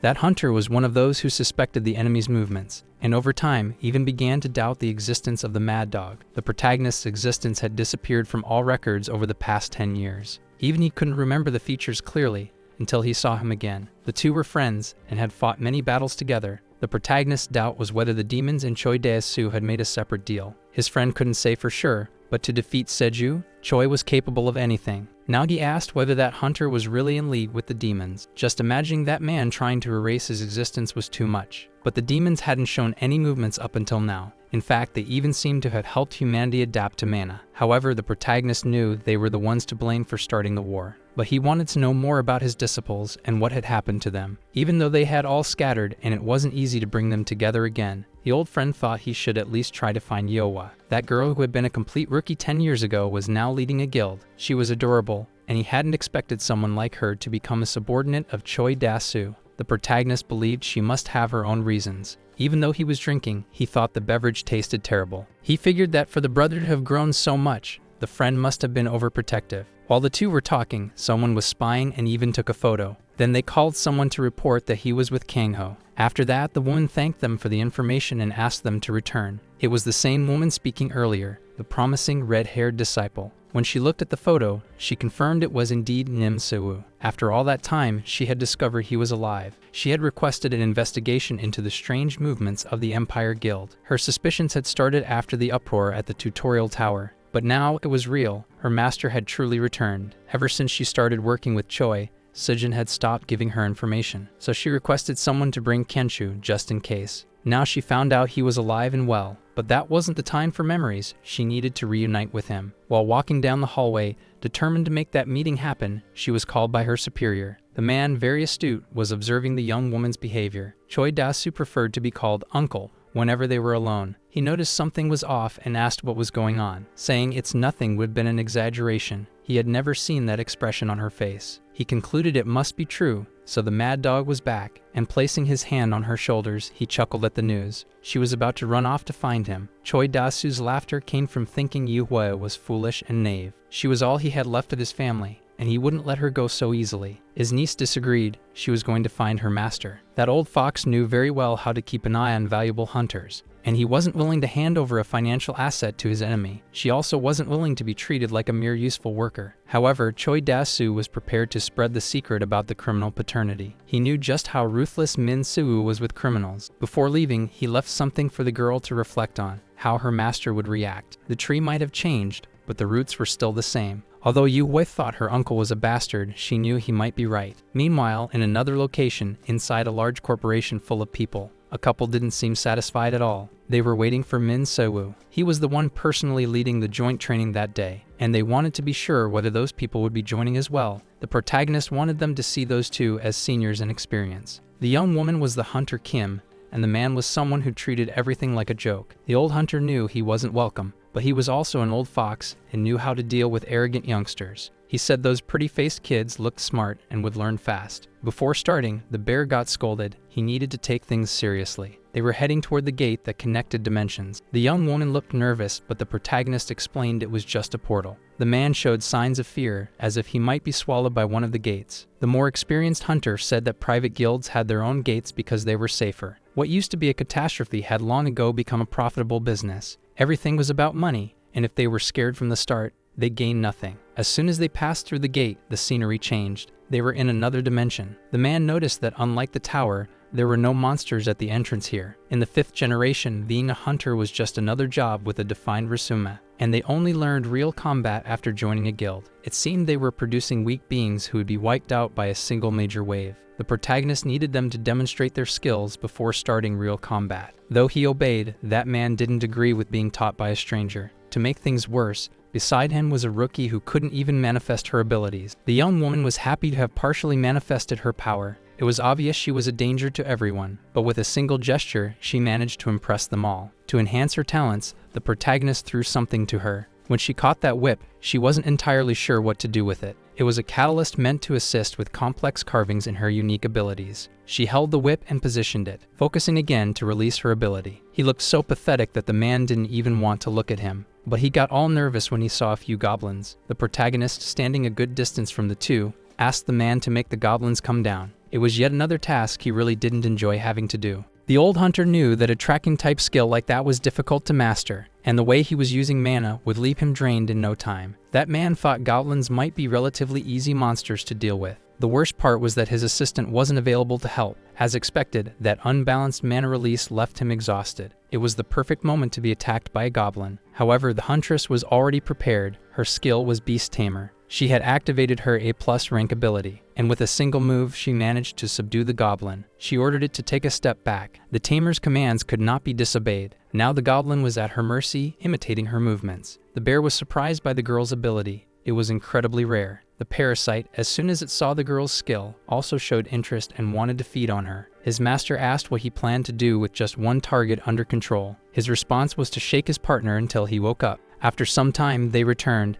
and the bear was carrying the unconscious man. The training session for Kim had been productive. She now had a better understanding of how to use her ability. The protagonist made it clear that he would become more and more demanding. Kim didn't mind because she genuinely wanted to go beyond just awakening a skill. She had been mistaken for a long time, thinking that awakening alone made someone exceptional. Now she knew that awakening was only the first step. He told her that if she needed help, she could ask the bear or the old man. But as they looked ahead, they noticed unexpected company. Kim had heard there was a negotiation happening with the Chinhua Guild. The protagonist watched those people closely. Seeing her master change so much worried young Kim. Yuhua heard the people talking beside her but just observed her former master. It was being reported that the people found had their bodies preserved, but their insides were damaged by an explosion. While the redhead was thinking about what might have happened to the bodies, she was interrupted by her old master arriving and greeting her. He looked at her and said that since her master had returned, she still hadn't come to greet him. Even knowing he was back, she was still speechless. Embarrassed, she pretended she hadn't heard about his return. She apologized, she had business to handle, so she simply turned her back and walked away. The parasite, seeing that So had been rejected, offered to comfort him. The time he had spent near her had been enough to notice that she had cried. He just didn't know the reason. Finding her hidden, crying in a corner, used to be a common occurrence. In those moments, he would sit beside her and tell her there was no need to hide. He would say that anyone could see she had been crying. She was certain her master was favoring her friend with advanced training, while she was just a lost child who had been saved by the master. She appreciated the fact that he had saved her when she was homeless and starving, but he always treated everything she said as a joke. He said that being born in that chaotic world was already bad enough, and that's why he chose his own family, and she was like a sister to him. Though she initially refused, she thought he should at least ask if that was what she wanted, and he still pushed her training to the limit every single day. She never wanted to be the master's little sister or his top disciple. She always wanted to stand beside him as an equal,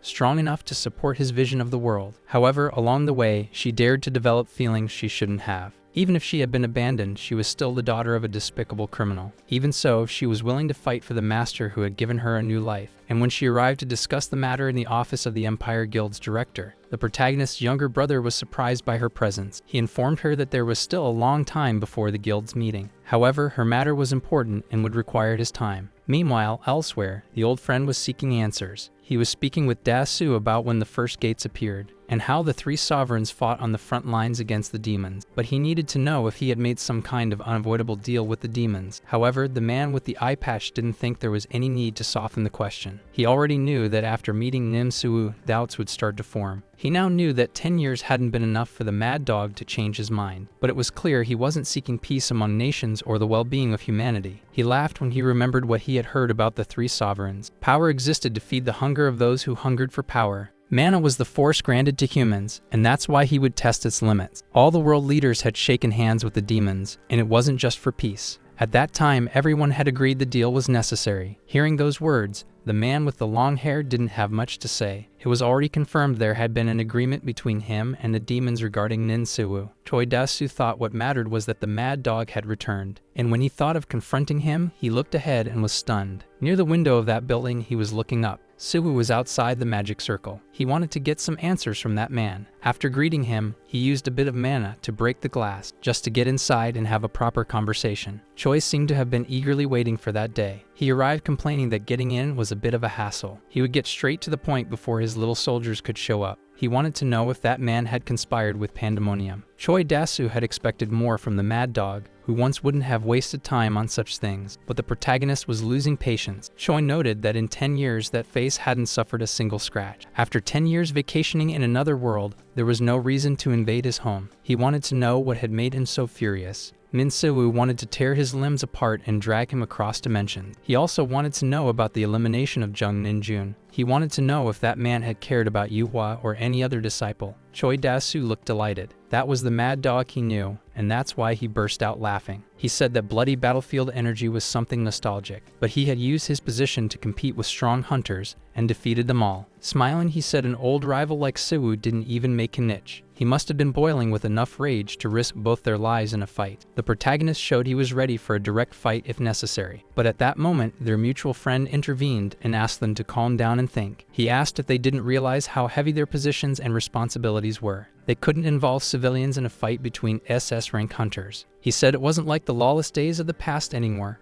A fight would draw public attention. It could cause trouble for his brother and make the guild look like it was rebelling against the government. Choi Dasu still found that long-haired man just as annoying as ever. He preferred the old days when they could fight to the death. They constantly showed their fangs to one another in battles to the end. He would give him an answer for causing him a brief moment of excitement. He had nothing to do with the death of Jung Minjun, and Kang Yuhua had come to him of her own free will. As for the disappointed disciples, that wasn't his problem. But Suwu could come back another time with more questions. He'd prepare a place with no restrictions. The long-haired man, after managing to avoid a fight, sighed in relief. As Choi was heading down the elevator, a subordinate informed him that strange noises had been detected. He ordered the man to find Muriang Desu to prepare an A and E class gate. Elsewhere, the protagonist's brother was thinking about the meeting he'd had with Kang Yuhua. During the conversation, they discussed the hunters' bodies found around the gates. They might have faced an opponent with a peculiar ability, or perhaps they had all consumed something together, and they all had a connection to an unknown guild. That guild operated near the gate they had discovered.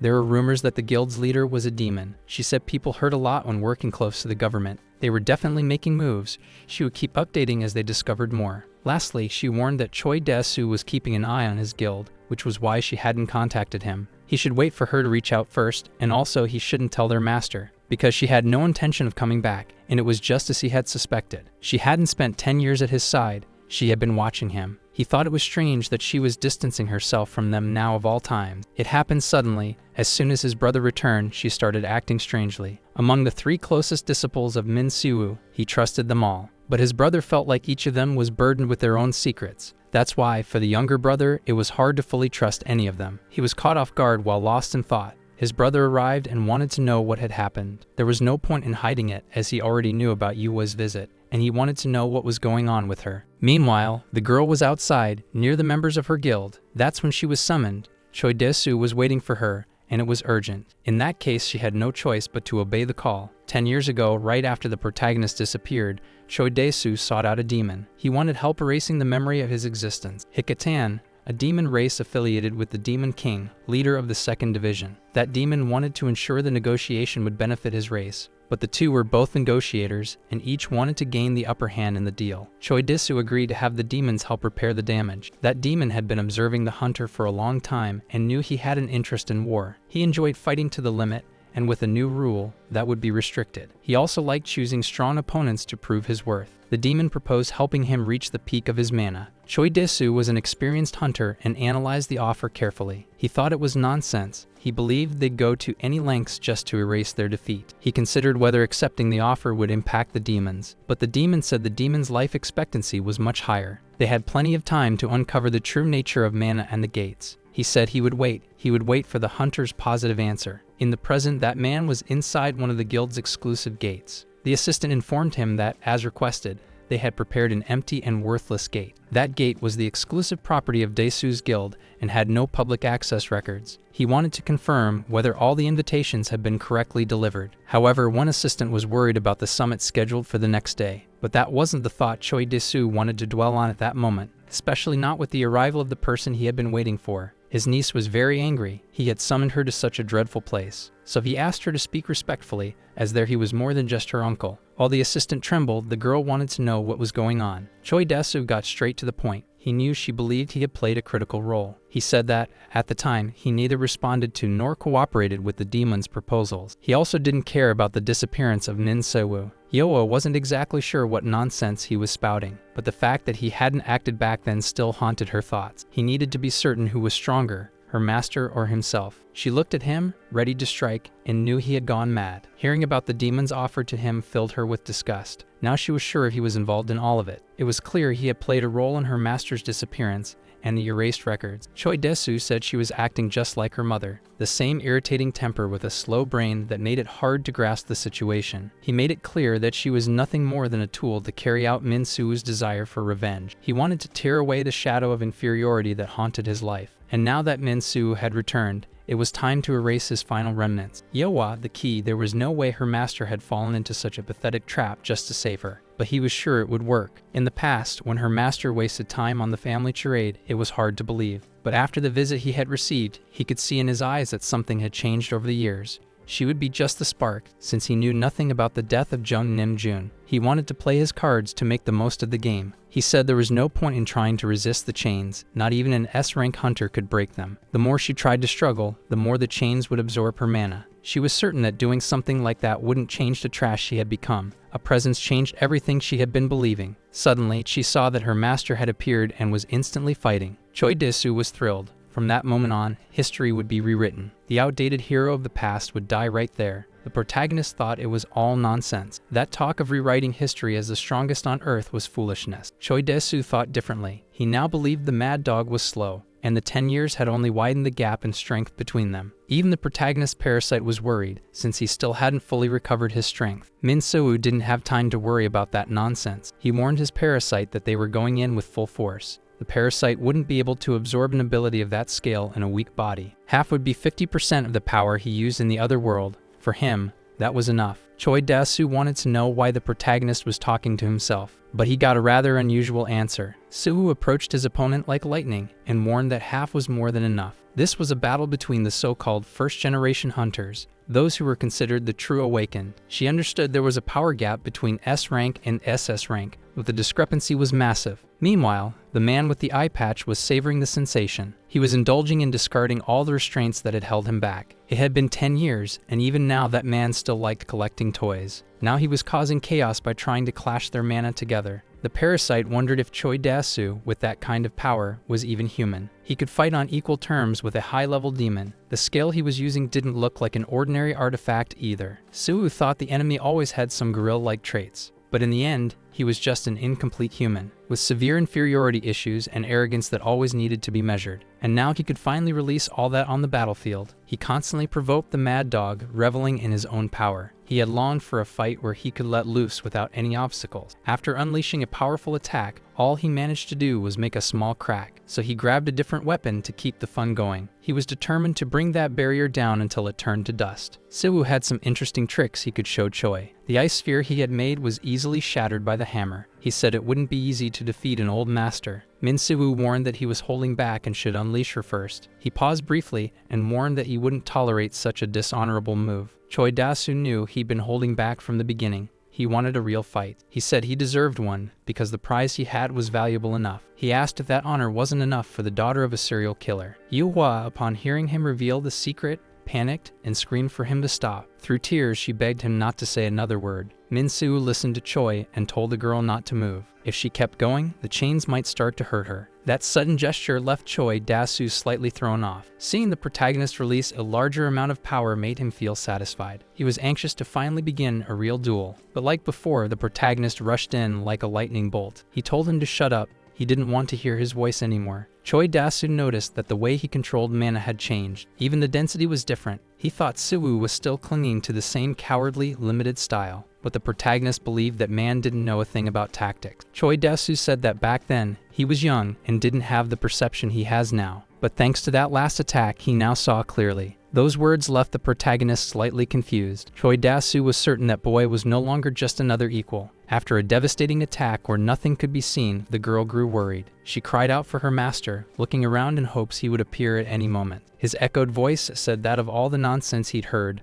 that was the only true statement. The two of them really weren't the same. Even though the attack seemed incredibly strong, it was easily blocked, leaving the old man surprised. He hadn't expected his legendary sword to be stopped. The old man tried to use more strength, but it was still useless, and he ended up getting hit. He was thrown far back by the force of the punch. Even while getting punched, the old man said it was fun. He asked the protagonist if he had saved up all his mana for that one strike, but without waiting for an answer, he assumed yes and said he would now go all out to balance things. He revealed that around 5 years ago, all SS rank hunters in the world were forced to wear that bracelet. It served to suppress both physical and mana-based abilities. If turned off without authorization, the hunter would be labeled a criminal, and he said he found it all repugnant. Min Suwu only humiliated him, saying that dog collar suited a beast that only knew how to fight. He asked if he had climbed the ranks just to get government approval to fight like a pit dog. The old man told the protagonist he was overestimating himself way too much, and until now, he hadn't found anyone worth testing that power on. Min Suwu tells the old man to show him what he's got. Just by watching, the redhead is sure that this mana clash could cause the gate to collapse. If a collapse happens, the resulting power could end up hurting innocent people. As she breaks free, she thinks that she needs to stop it quickly. The old man slams his hammer into the ground, imbued with power, causing major destruction. But the protagonist dodges using a lightning step ability. The situation leaves the old man stunned. He hadn't expected the gap between them to still be so wide. Even the idea of it drives him slightly insane. He grabs a spear and hurls it at the protagonist. The spear flies forward with the aura of a beast. When the spear bites him, he wonders if there's a sealed beast inside it.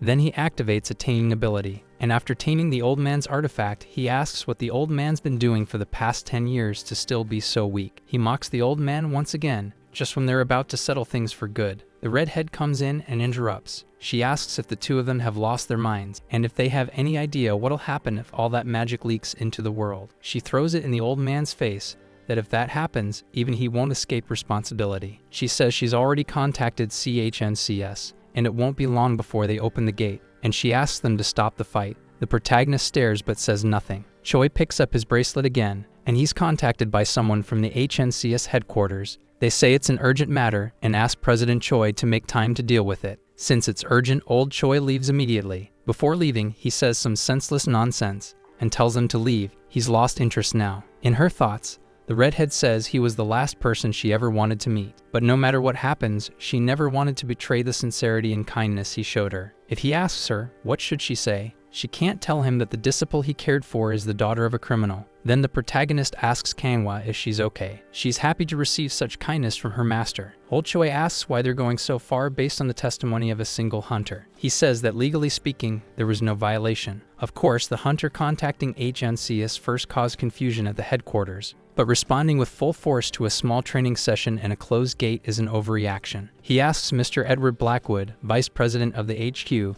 if he understands his point of view. Edward politely explains to his superior that the situation escalated the moment the limiter was removed. S-rank hunters are prohibited from engaging in private fights, and using magic against an HNCS affiliate qualifies as grounds for arrest. Given his position as the leader of a nation, there's also a possibility of facing international trial. Even if no national law was violated, under international law there are grounds for charges. But in these peaceful times, there's no need for chaos over such an incident. So he asks the president to resolve the matter internally. They will overlook the incident but still listen to the person involved for proper evaluation. The vice president says he'll have to meet the man who fought the president. In the end, it was all about Min Se-woo. Since that was the case, the president would await the vice president in Korea. In his thoughts, the president felt humiliated. He had realized the difference between himself and Min Se-woo 10 years ago. He had been sure he had surpassed him, but over 10 years, the gap only grew tremendously. He had done everything he could to grow stronger, and it was still useless. The strength he had kept restrained was still not enough. He had finally found a challenging opponent. 1 week later, at the Chonhwa Guild, the protagonist is scolding Kanwa. She apologizes and says she didn't greet him because she felt unworthy.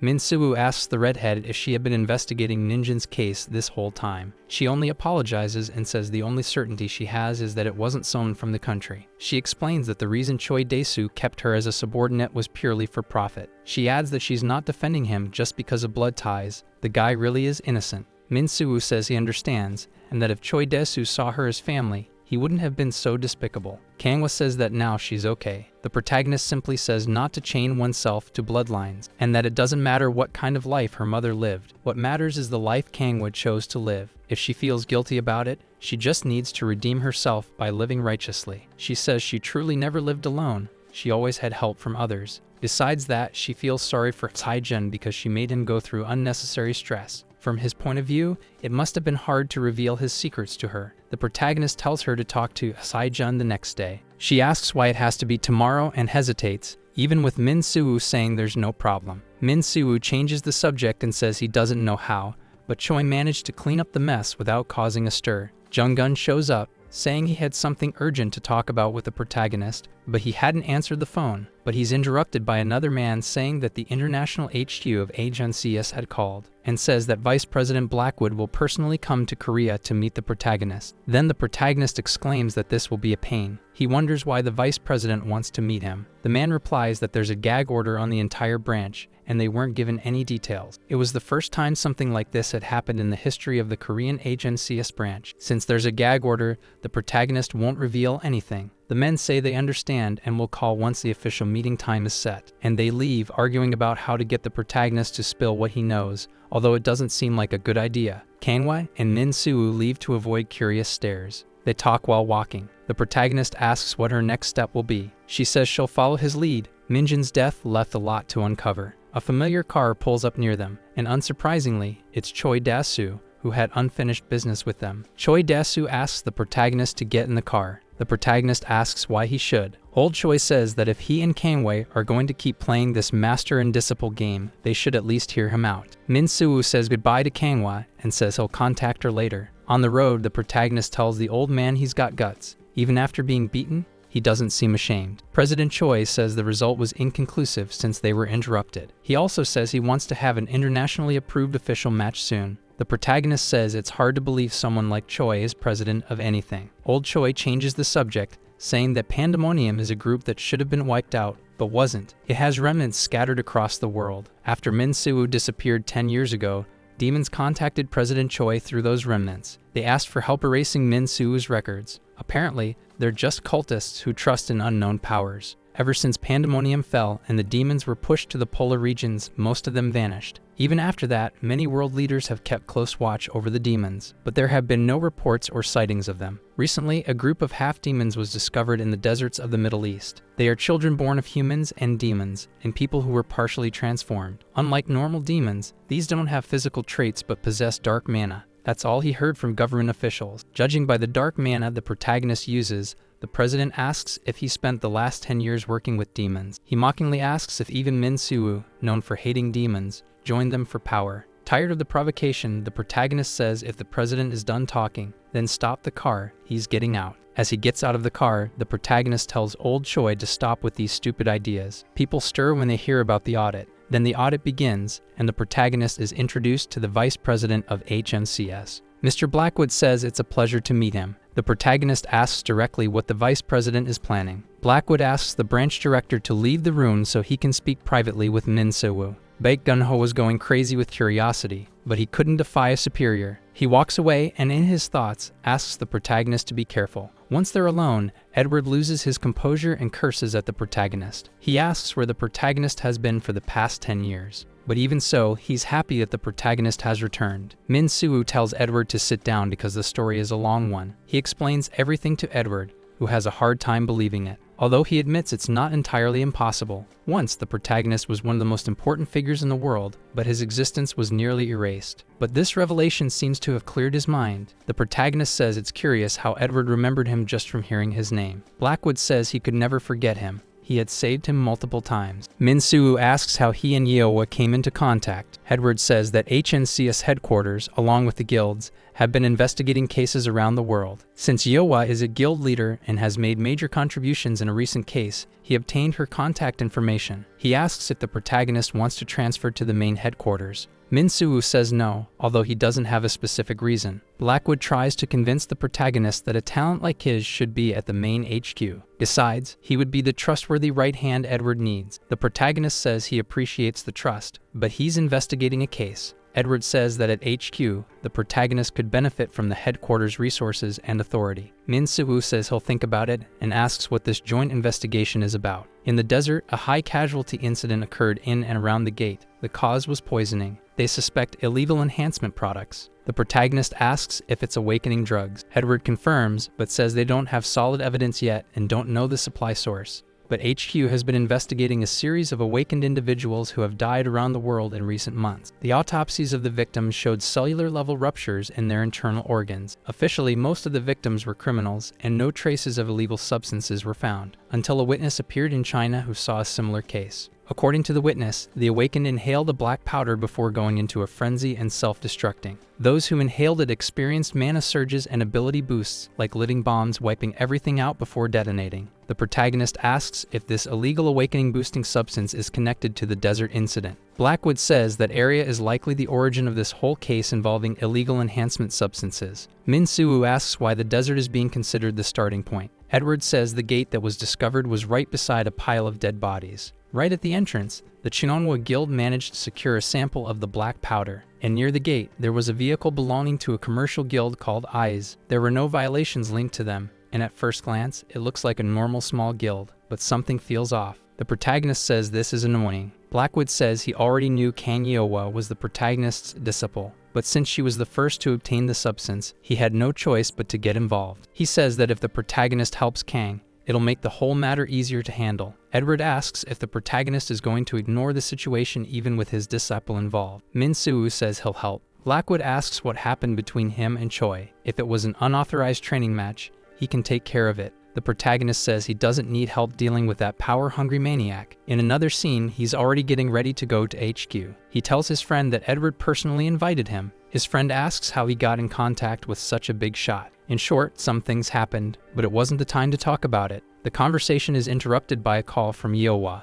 Min Suwoo talks again to the being inside him. Frey says something strange is happening to him. After they returned to Earth and he began adapting to its mana, he's losing control. He explains that the effects of the dimensional travel weighed on both of them. After that battle where his mana production was pushed to the limit, the side effects appeared. That was likely the trigger, since they made a contract in the other world, he can't attack the protagonist. But the stronger the protagonist's mana becomes, the worse the effects get. If he loses control, there's no telling what consequences they might face. The protagonist says he doesn't rely on the being's powers that much, so for now it's fine. Min Soo explains that, in fact, he does rely on the being's powers to eliminate demons, but that's not a major problem. As irritating as it had been, that warm-up with Choi Dae-soo ended up being useful. 2 days later, already at HNCS headquarters, some people voiced concerns about calling the protagonist for the investigation. They said the team already had a specialist. They were completely underestimating the protagonist. Then the team leaders gathered there were called into a meeting in the conference room. Team leader Hikari asked if the protagonist had arrived, but he was still at the airport with Vice President Edward. Team leader Layla asked who this hunter was that made the vice president greet him in person. His name is Min Soo, a Korean hunter. Blackwood began the conference by thanking them for taking the time to be there. He introduced Min Soo from the Korean branch. From the European branch, they had Layla and Stefan, and from the Asian branch, there was Hikari and her assistant Kumo.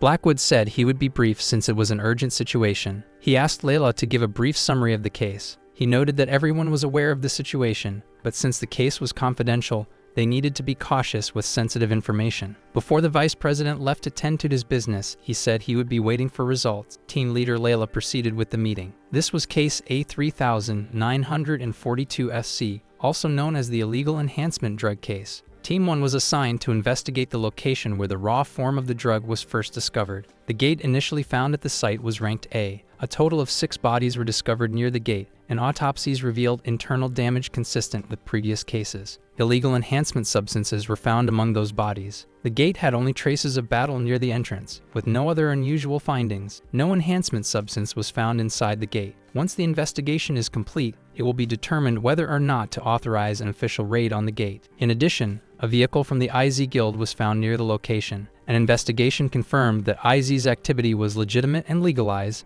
and nothing irregular was found. The investigation they would conduct soon would focus on exploring the inside of the gate. She asked if there were any questions. The protagonist said he was already aware of that general situation. What he really wanted to know was about demons or half-demons. Layla asked if the protagonist was suspecting demon involvement in this case. It wasn't a suspicion, it was just a question. Based on the fact that substances created by humans are usually easy to trace back to their origin, if they were drugs made with abilities or magic detection skills would be enough to track the source. And he said that if there was any prior information about them or their connections, he'd like to know. Hikari said she didn't understand why the protagonist was bringing up something unrelated to the case. Min Soo bluntly said whether it was related or not could only be known after investigating. He only mentioned what was relevant based on what he had heard. Hikari, who had just been brought into the matter, shouldn't cite what not even the experts at headquarters bothered to mention. She also said that if it were an important lead, headquarters would have already flagged it. It was already ridiculous that a regular hunter was involved in this.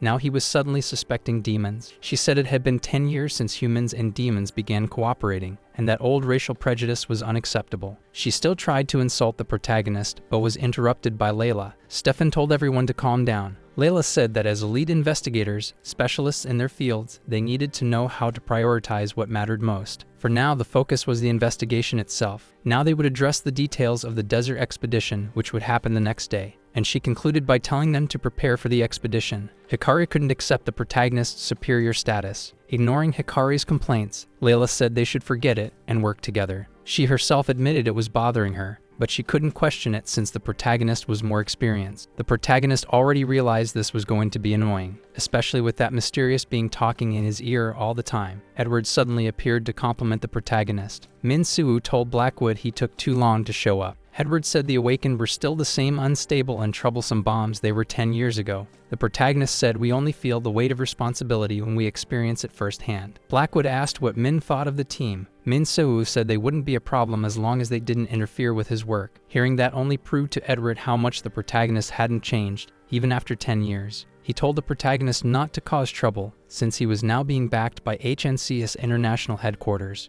Already out in the desert near the Middle East branch, a branch chief welcomes the investigation team. He says their accommodations are already arranged in the building, so they can rest comfortably. The vehicle that will take them to the gate has also been prepared. Layla thanks the branch chief and asks about the authorization to access the gate. The being that inhabits the protagonist complains about the heat. Even after surveying the area, the protagonist didn't find any trace of demons in the city. Hikari shows up to annoy the protagonist. She tells him to stay alert and focused if he doesn't want to die, which irritates the protagonist. Min Soo asks the branch chief about half-demons. He says he's never seen one, but there are rumors of a village deep in the desert where half-demons live. The protagonist also asks others if they know anything about the IZ Guild or if it's connected to demons. All the answers are negative. People can't distinguish humans from hybrids. The woman says it's harder to find demons now than it was 10 years ago, when demons were treated as outcasts, so most of them don't reveal themselves, simply posing as humans. The conclusion he comes to is that not even the locals have a way to know if there are demons there or not. There's no useful information around, so to find what he's looking for,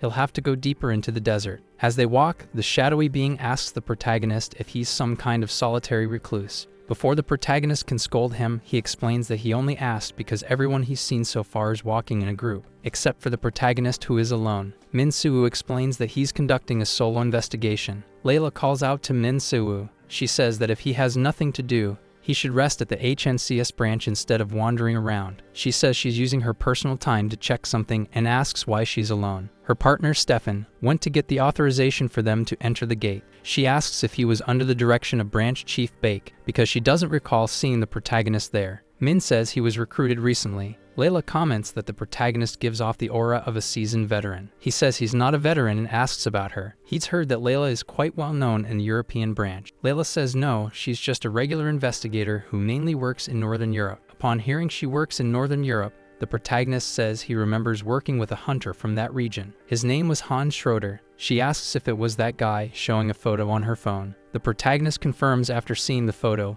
even though he looks older, it's definitely the person he knew. Min-soo asks if he's her father or something like that. She says Hans is her uncle, and adds that she had no idea her uncle had any ties to Asian hunters, especially since they seem to be around the same age. Layla says that if her uncle were awake, he would be touched. She confides that her uncle has been unconscious for 2 years due to gate syndrome. Since mana and the gates are still mysteries, the infections and side effects they cause are equally unknown. Her uncle entered a gate to look for a missing companion and spent too much time inside. When the rescue team found him, he was already unconscious. Since that day, he's been kept alive with the healing abilities of hunters. She's been clearing high-level gates as often as possible, hoping to find something that can heal him. The protagonist asks if she's looking for an elixir. Layla says yes, though it may sound foolish, she has to try. Stefan calls out to Layla, telling her the gate entry has been approved and they can go when ready. She says they'll head out and that she'll talk to Hikari before they leave. In the next scene, they're already on the road. Hikari complains the entire trip about how there's too much sand in the desert. Stefan says they're almost there. It's just taking longer because the GPS doesn't work properly in the area. Kumo says they'll probably arrive at night, which complicates things a bit. The protagonist says that since the gate can lead anywhere, the climate,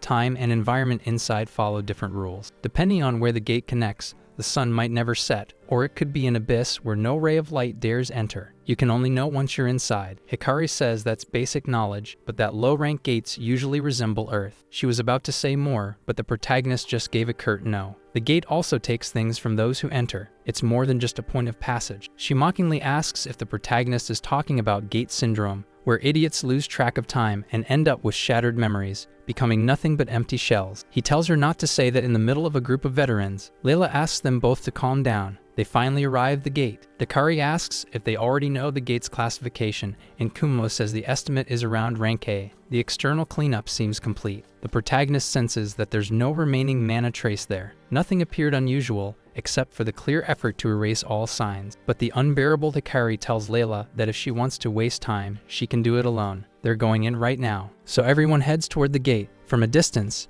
a group watches. A white-haired man says that them entering without caution makes everything easier, and that the protagonist group is walking straight into their graves. They make a quick assessment after entering the gate. Then they begin the deep investigation at Gate K3 in the northern desert. Stefan admits he's tense after so long without entering a gate. Layla says the focus is the investigation, and she uses a skill to track monsters. In his thoughts, the protagonist acknowledges that Layla's skill is quite decent. Layla says she hasn't detected any monster activity within a 30 kilometers radius. She says she'll do her best to handle enemy detection and unusual signals. For now, they'll divide the area within the ability's range and proceed with the investigation. Preserving the scene is the priority, so they must avoid combat as much as possible. Hikari orders Kumo to scout the area. The protagonist mocks how Hikari gave a big speech only to send her subordinate to do the work. Layla tells everyone to spread out and begin the investigation. Before they split up, she says to report if they find anything unusual. Min-soo wonders why form a group if in the end they'll act separately. Frey says the protagonist is clearly a loner. the protagonist realizes someone had tampered with the site. That was definitely placed there intentionally by someone. He wonders if that could be demonic mana, so he calls his subordinate who's outside watching the gate. The old man says he followed the protagonist's orders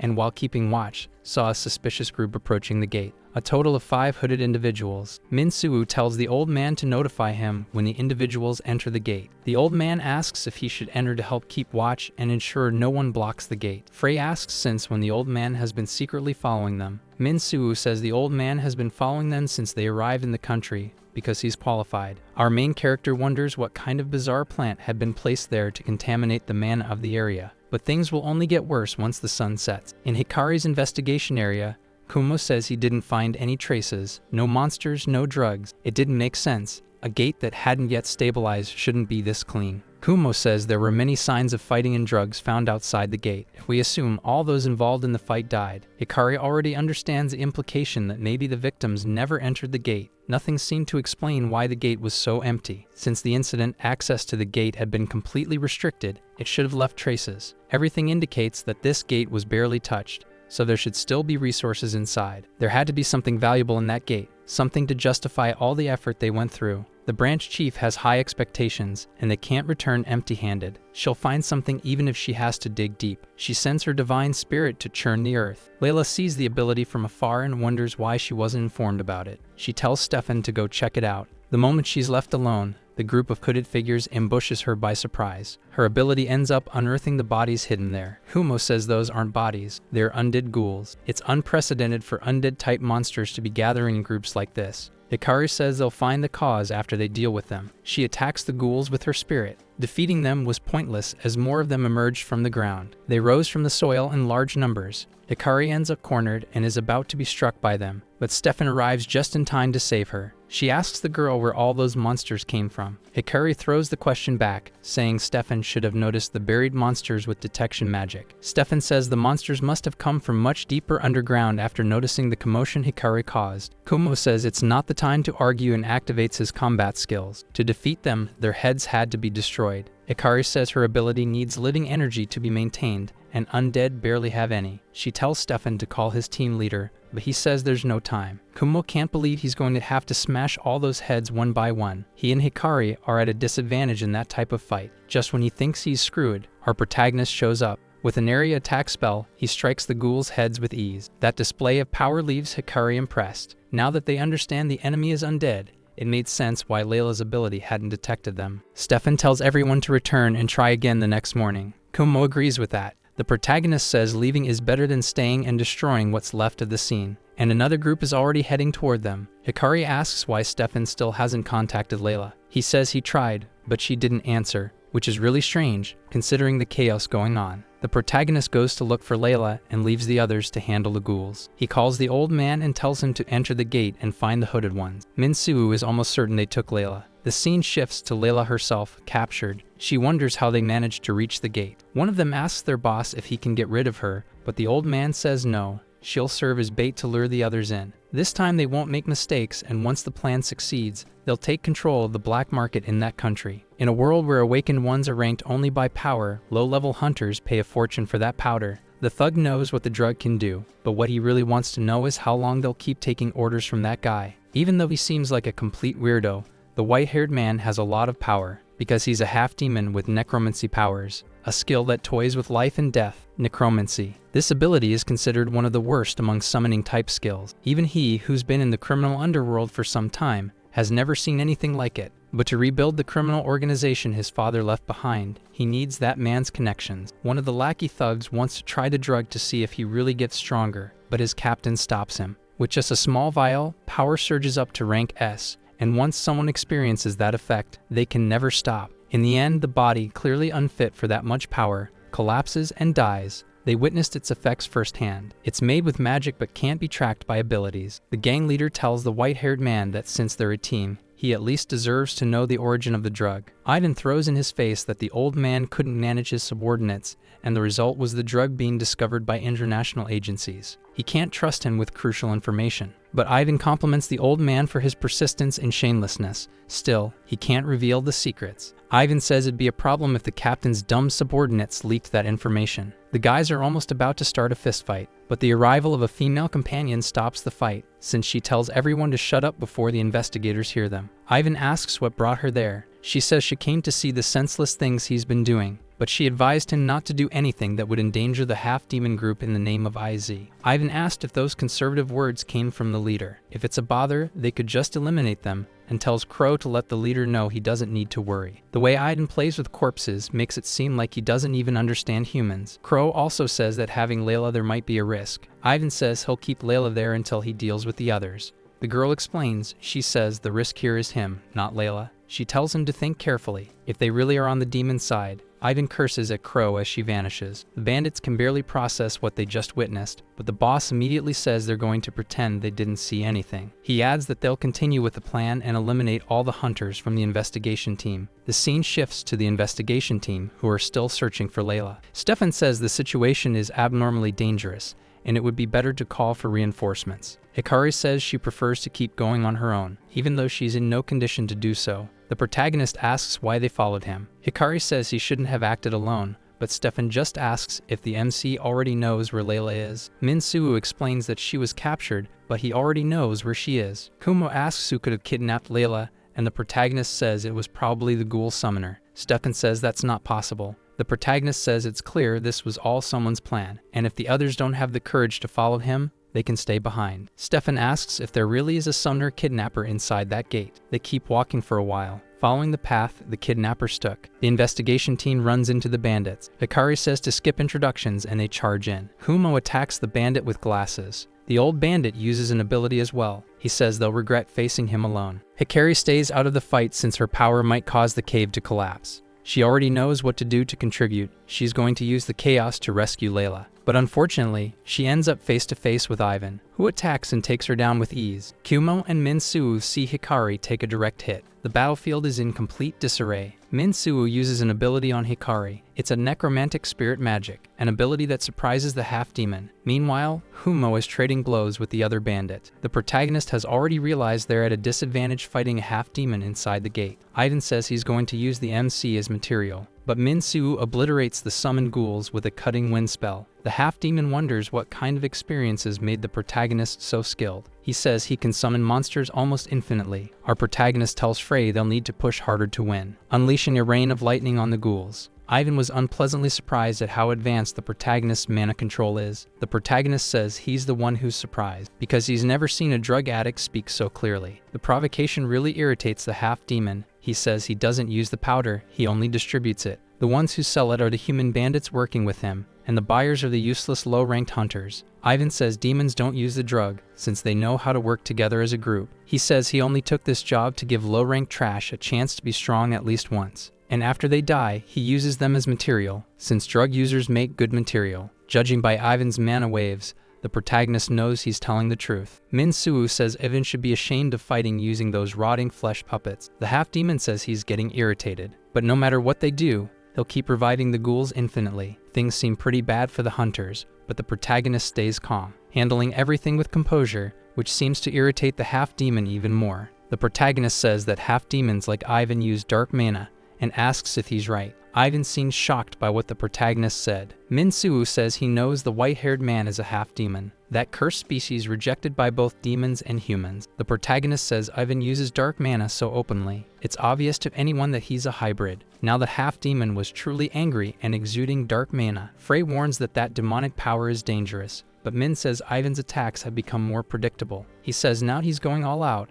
and Frey asks if he's going to overdo it again. Basically, he's just going to use the technique with more intensity. Using the taming technique, he takes control of Ivan's ghouls. Now the rest of the investigation team will have an easier time winning their battles. The bandits realize they lost their numerical advantage. The protagonist uses the ghouls against the bandits themselves. Alone against the ghouls, the bandit duo ends up devoured. Ivan can't even believe the protagonist controlled the ghouls with magic. It was so impressive that he didn't know whether to laugh or be annoyed. What he really wanted was to find out what the protagonist actually was. Ivan seriously asks if the protagonist is human. Min-Soo says yes, he was just more proficient than normal humans. He sends the ghouls charging at Ivan. the half-demon repels them with magic. He says that now that things have escalated to this level, he won't hold back. Just when he thinks he's gained a safe distance, the protagonist is already behind him in midair. The protagonist launches a lightning and energy-imbued attack at Ivan, and when the dust settles, we see that Crow protected Ivan with a barrier. Min-soo says he thought she wouldn't interfere, but apparently she can't let her partners die. She says Ivan still has some use, but once he's no longer useful, the protagonist can do whatever he wants with him. Crow claims she doesn't want to fight, and the protagonist considers the problems that letting Ivan escape could cause in the future. He knows he could eliminate both if he wanted, but at that moment, taking care of the wounded group is the priority. Considering that the girl is stronger than the necromancer, dealing with her would clearly take time he doesn't have. The protagonist asks the girl who the current leader of the hybrids is, the one orchestrating that dirty business. She says that although the protagonist knows a lot about them, things have changed nowadays. The drug operation is entirely Ivan's doing, using the name of the half-demons to take on the order. Naturally, she doesn't even know who the client is. Min-soo says it's ridiculous for her to interfere in Ivan's personal matter if she doesn't even know who's behind it. She rushes to explain that she's not involved. She intervened because it's her duty to keep Ivan alive. Everything he's been doing, she only found out about recently. She understands the protagonist has questions, but she doesn't know much. He looks at the group, who seem to be in pretty bad shape. Knowing he needs to be quick, he says that this time he'll let them walk away alive, but there won't be a second time. She asks if he really believes her, and Min briefly explains that by reading her mana, he could tell she was telling the truth. Then he asks one final question. Who exactly is this we she referred to? The answer was almost obvious. The Hybrid Association operates under the name of the IZ Trade Guild. Now it's clear that the half-demons are not directly involved. He knows that if it were a profit scheme, they wouldn't have chosen hybrids who are naturally hostile toward humans. He already knew the drug had a disturbing energy, something he'd never seen even in high-rank gates. Now he knows that the IZ Guild is run by hybrids, and he needs to investigate them personally. Layla thanks everyone for rescuing her and tells them to leave quickly. They've stayed in the gate too long already. The protagonist thinks to himself that they still need to clear the gate before they leave. Ikari asks about the necromancer, and Min-soo says he called for reinforcements and managed to escape. Layla apologizes for letting her guard down. Kumo says getting out alive is good enough. It's because of complications like these that he prefers to work alone, or partially alone, since he has Free. He tries to talk to Free, but there's no response. 2 days later, he's back at the HNCS headquarters, reporting the situation to Edward. Blackwood says he's never heard of necromancers, and that they still don't know who the mastermind behind the drug is. He apologizes to the protagonist, saying he thought it was just a field inspection and ended up being too complacent. The protagonist says it was a completely unpredictable situation, but what matters is that everyone's safe. Edward acknowledges that and says it's thanks to the protagonist that everyone was able to return to work right away. He also compliments the protagonist's skills, which are still excellent. The protagonist cuts the conversation short and says he's heading back to Korea. Edward asks him to at least say goodbye to the rest of the team. Min-soo runs into Vikari while walking. She thanks him for healing her and says that next time they meet, she'll repay the favor. Since that day against the necromancer, Free hasn't responded. Even so, the abilities he gained through Free's skill still function normally. He wonders when his mysterious companion of unknown origin will start responding to him again. According to the results of the investigation, those responsible for the incident at the gate are an organization called ALMACHT. They weren't the producers of the drug, but they were the suppliers, and with their leader dead, the sale of the drug has been halted. Edward asks about the status of the gate. The gate ended up severely damaged due to the battles that took place. Useless now, and it will be closed soon, but with the ambiguous situation, the former president's faction might blame them. Blackwood tells her to drop the subject, but she insists on pointing out that the former president's faction controls headquarters. Among them, the most powerful subordinate is Karjal Wan, a semi-special grade hunter. It will be a challenge for the case. They need to make sure the former president's faction has nothing to latch onto. And the one who walks in without knocking is none other than Karjal. He says he heard the vice president has been busy with the case of the illegal enhancement drugs. Blackwood asks what he's getting at, and Karjal tells him not to play innocent. In the end, the team returned without anything significant and only left the place damaged. Edward explains that the investigators were ambushed but managed to deal with the attackers. Even so, the only result was a small organization not linked to the drug manufacturer. At this rate, the investigation will fall way behind. Karjal proposes the following: make the investigation public. If this goes public, lots of people who don't even know about the drug will want to try it, which will result in an explosive increase in victims. Karjal says that to avoid that, all he has to do is find and eliminate the source of the drug supply. If things continue at this slow pace,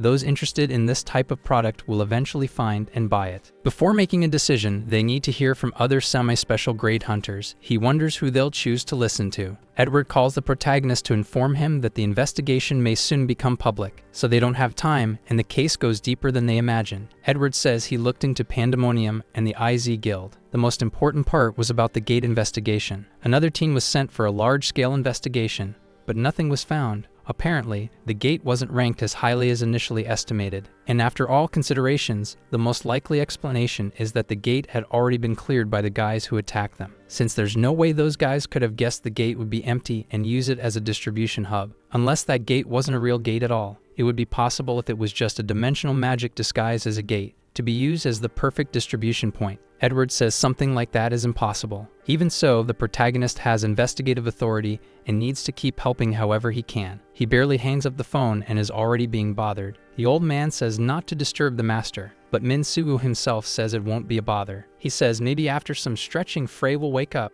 The scene shifts to people walking around the nighttime city. Then a tattooed guy who looks like a generic villain approaches a shady-looking place. He tells the guards to get out of the way. After he says the secret code, the guards let him in. A shady guy wearing sunglasses indoors at night greets the tattooed man. The tattooed man greets him back. He says that lately the illegal drug investigation network has intensified, so if that's the case, he'll provide a guard to escort him. The guy in sunglasses snaps his fingers and another shady figure drops down from the ceiling. That's exactly what the tattooed guy needed. The police are on his tail, and the uncertainty of when he might get caught is driving him crazy. As if the place were a factory of shady people, another one shows up, this time a weirdo in a mask. The tattooed guy says to the clown that he was right on time, as always. He even apologizes to the masked man for making him distribute such a large quantity. The masked man says there's no problem. It's just a matter of selling here and there, and he'll get rid of it quickly. He checks the suitcases to see if the powder is good stuff, and after checking, says it's spectacular. The protagonist is calmly working, until people start talking about him. They talk about a rumor that he was summoned to the main headquarters,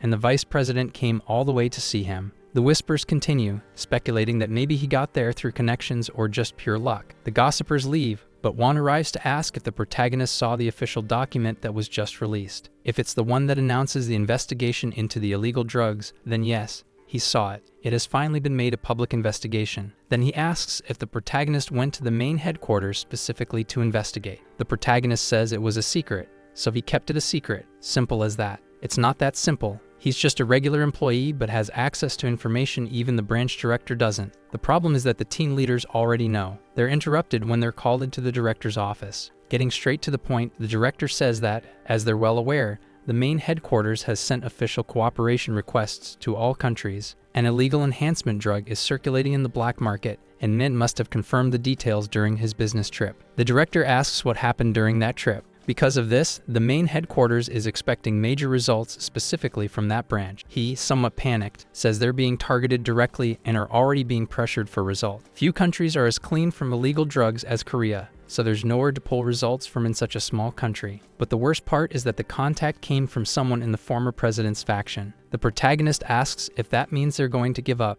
but the director says absolutely not. They, the Korean branch, must show their maximum performance in the investigation. From that moment on, Wang's team will be the one dedicated to investigating the illegal drug. The director asks if he understands now. If the team doesn't deliver results this time, the entire branch will be stained. Although other teams will also investigate, the main suspects and key locations will be handed to the Gangbuk team. Wang says the other teams will object. The director bluntly says Wang never cared about that and tells the protagonist he's authorized to go on business trips at any time. But until the main headquarters calls him, Min Soo is to cooperate with the domestic investigation, and finally he presents their team's first case so they can begin as soon as possible. The director had all teams compile recent suspicious cases. To summarize, suspicious activity has been observed in a large abandoned warehouse located in Manhwa. That warehouse had already been a drug point for some time, but unfamiliar faces have been spotted there frequently. It seems that people from other regions are going there to buy, and fights between awakened individuals are happening often. Wang says this is too much for his team,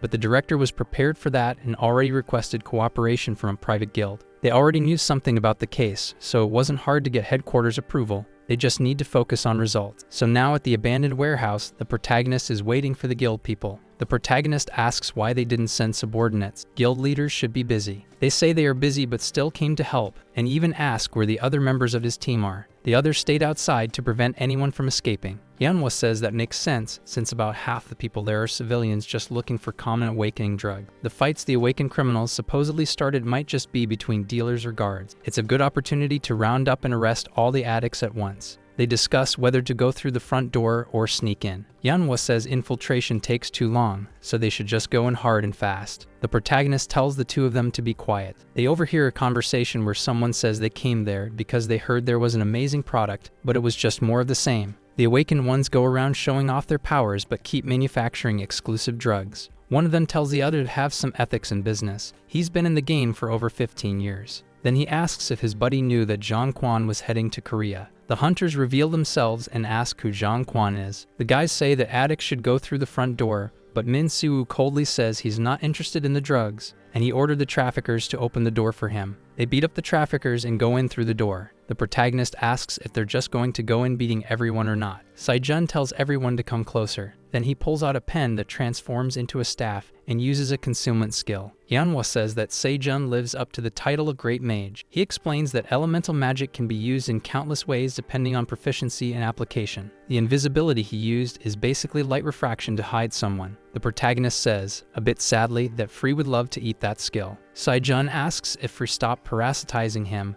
but Min Soo says it's nothing important. Then he tells his brother that he's really grown. Saijun gets embarrassed, but Manhwa wants to hear that she did a good job too. He just tells them to cut it out so they can go home. Inside the place, the substances are being used casually, with addicts lying around everywhere. Manhwa says most of them are just regular people. Sijin says there's definitely a separate market for the awakened, and maybe they can find some clues by listening to conversations. Manhwa points out that the place is bigger than they expected, and just arresting this many criminals would already be a big achievement. Sijin says it's not worth wasting time on them since they can just pay bail, and the organization controlling the drug supply would be replaced by another group just days later. An addict comes running and screaming. The dealers think the kid must be hallucinating. From what they've heard, everyone who goes into the basement comes out panicked like that. The protagonist tells them to keep watch while he checks it out. Sijin wanted to go with him, but the protagonist told him to stay where he was. Min Soo walks through an underground sewer that seems to be some kind of escape route. He can sense an unfamiliar energy there. As he walks through it,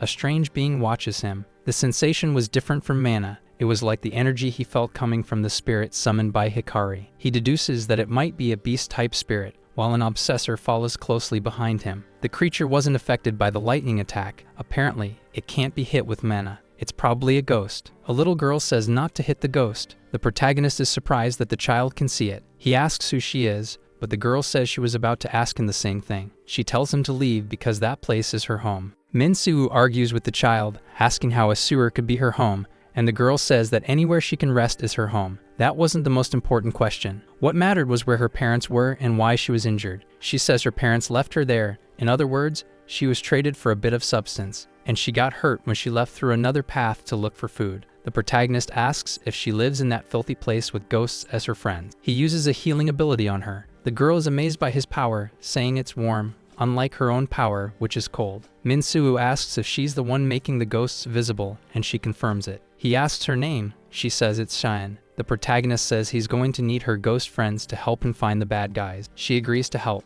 Our video ends here. If you enjoyed it, please like and subscribe to the channel. Until next time, bye bye.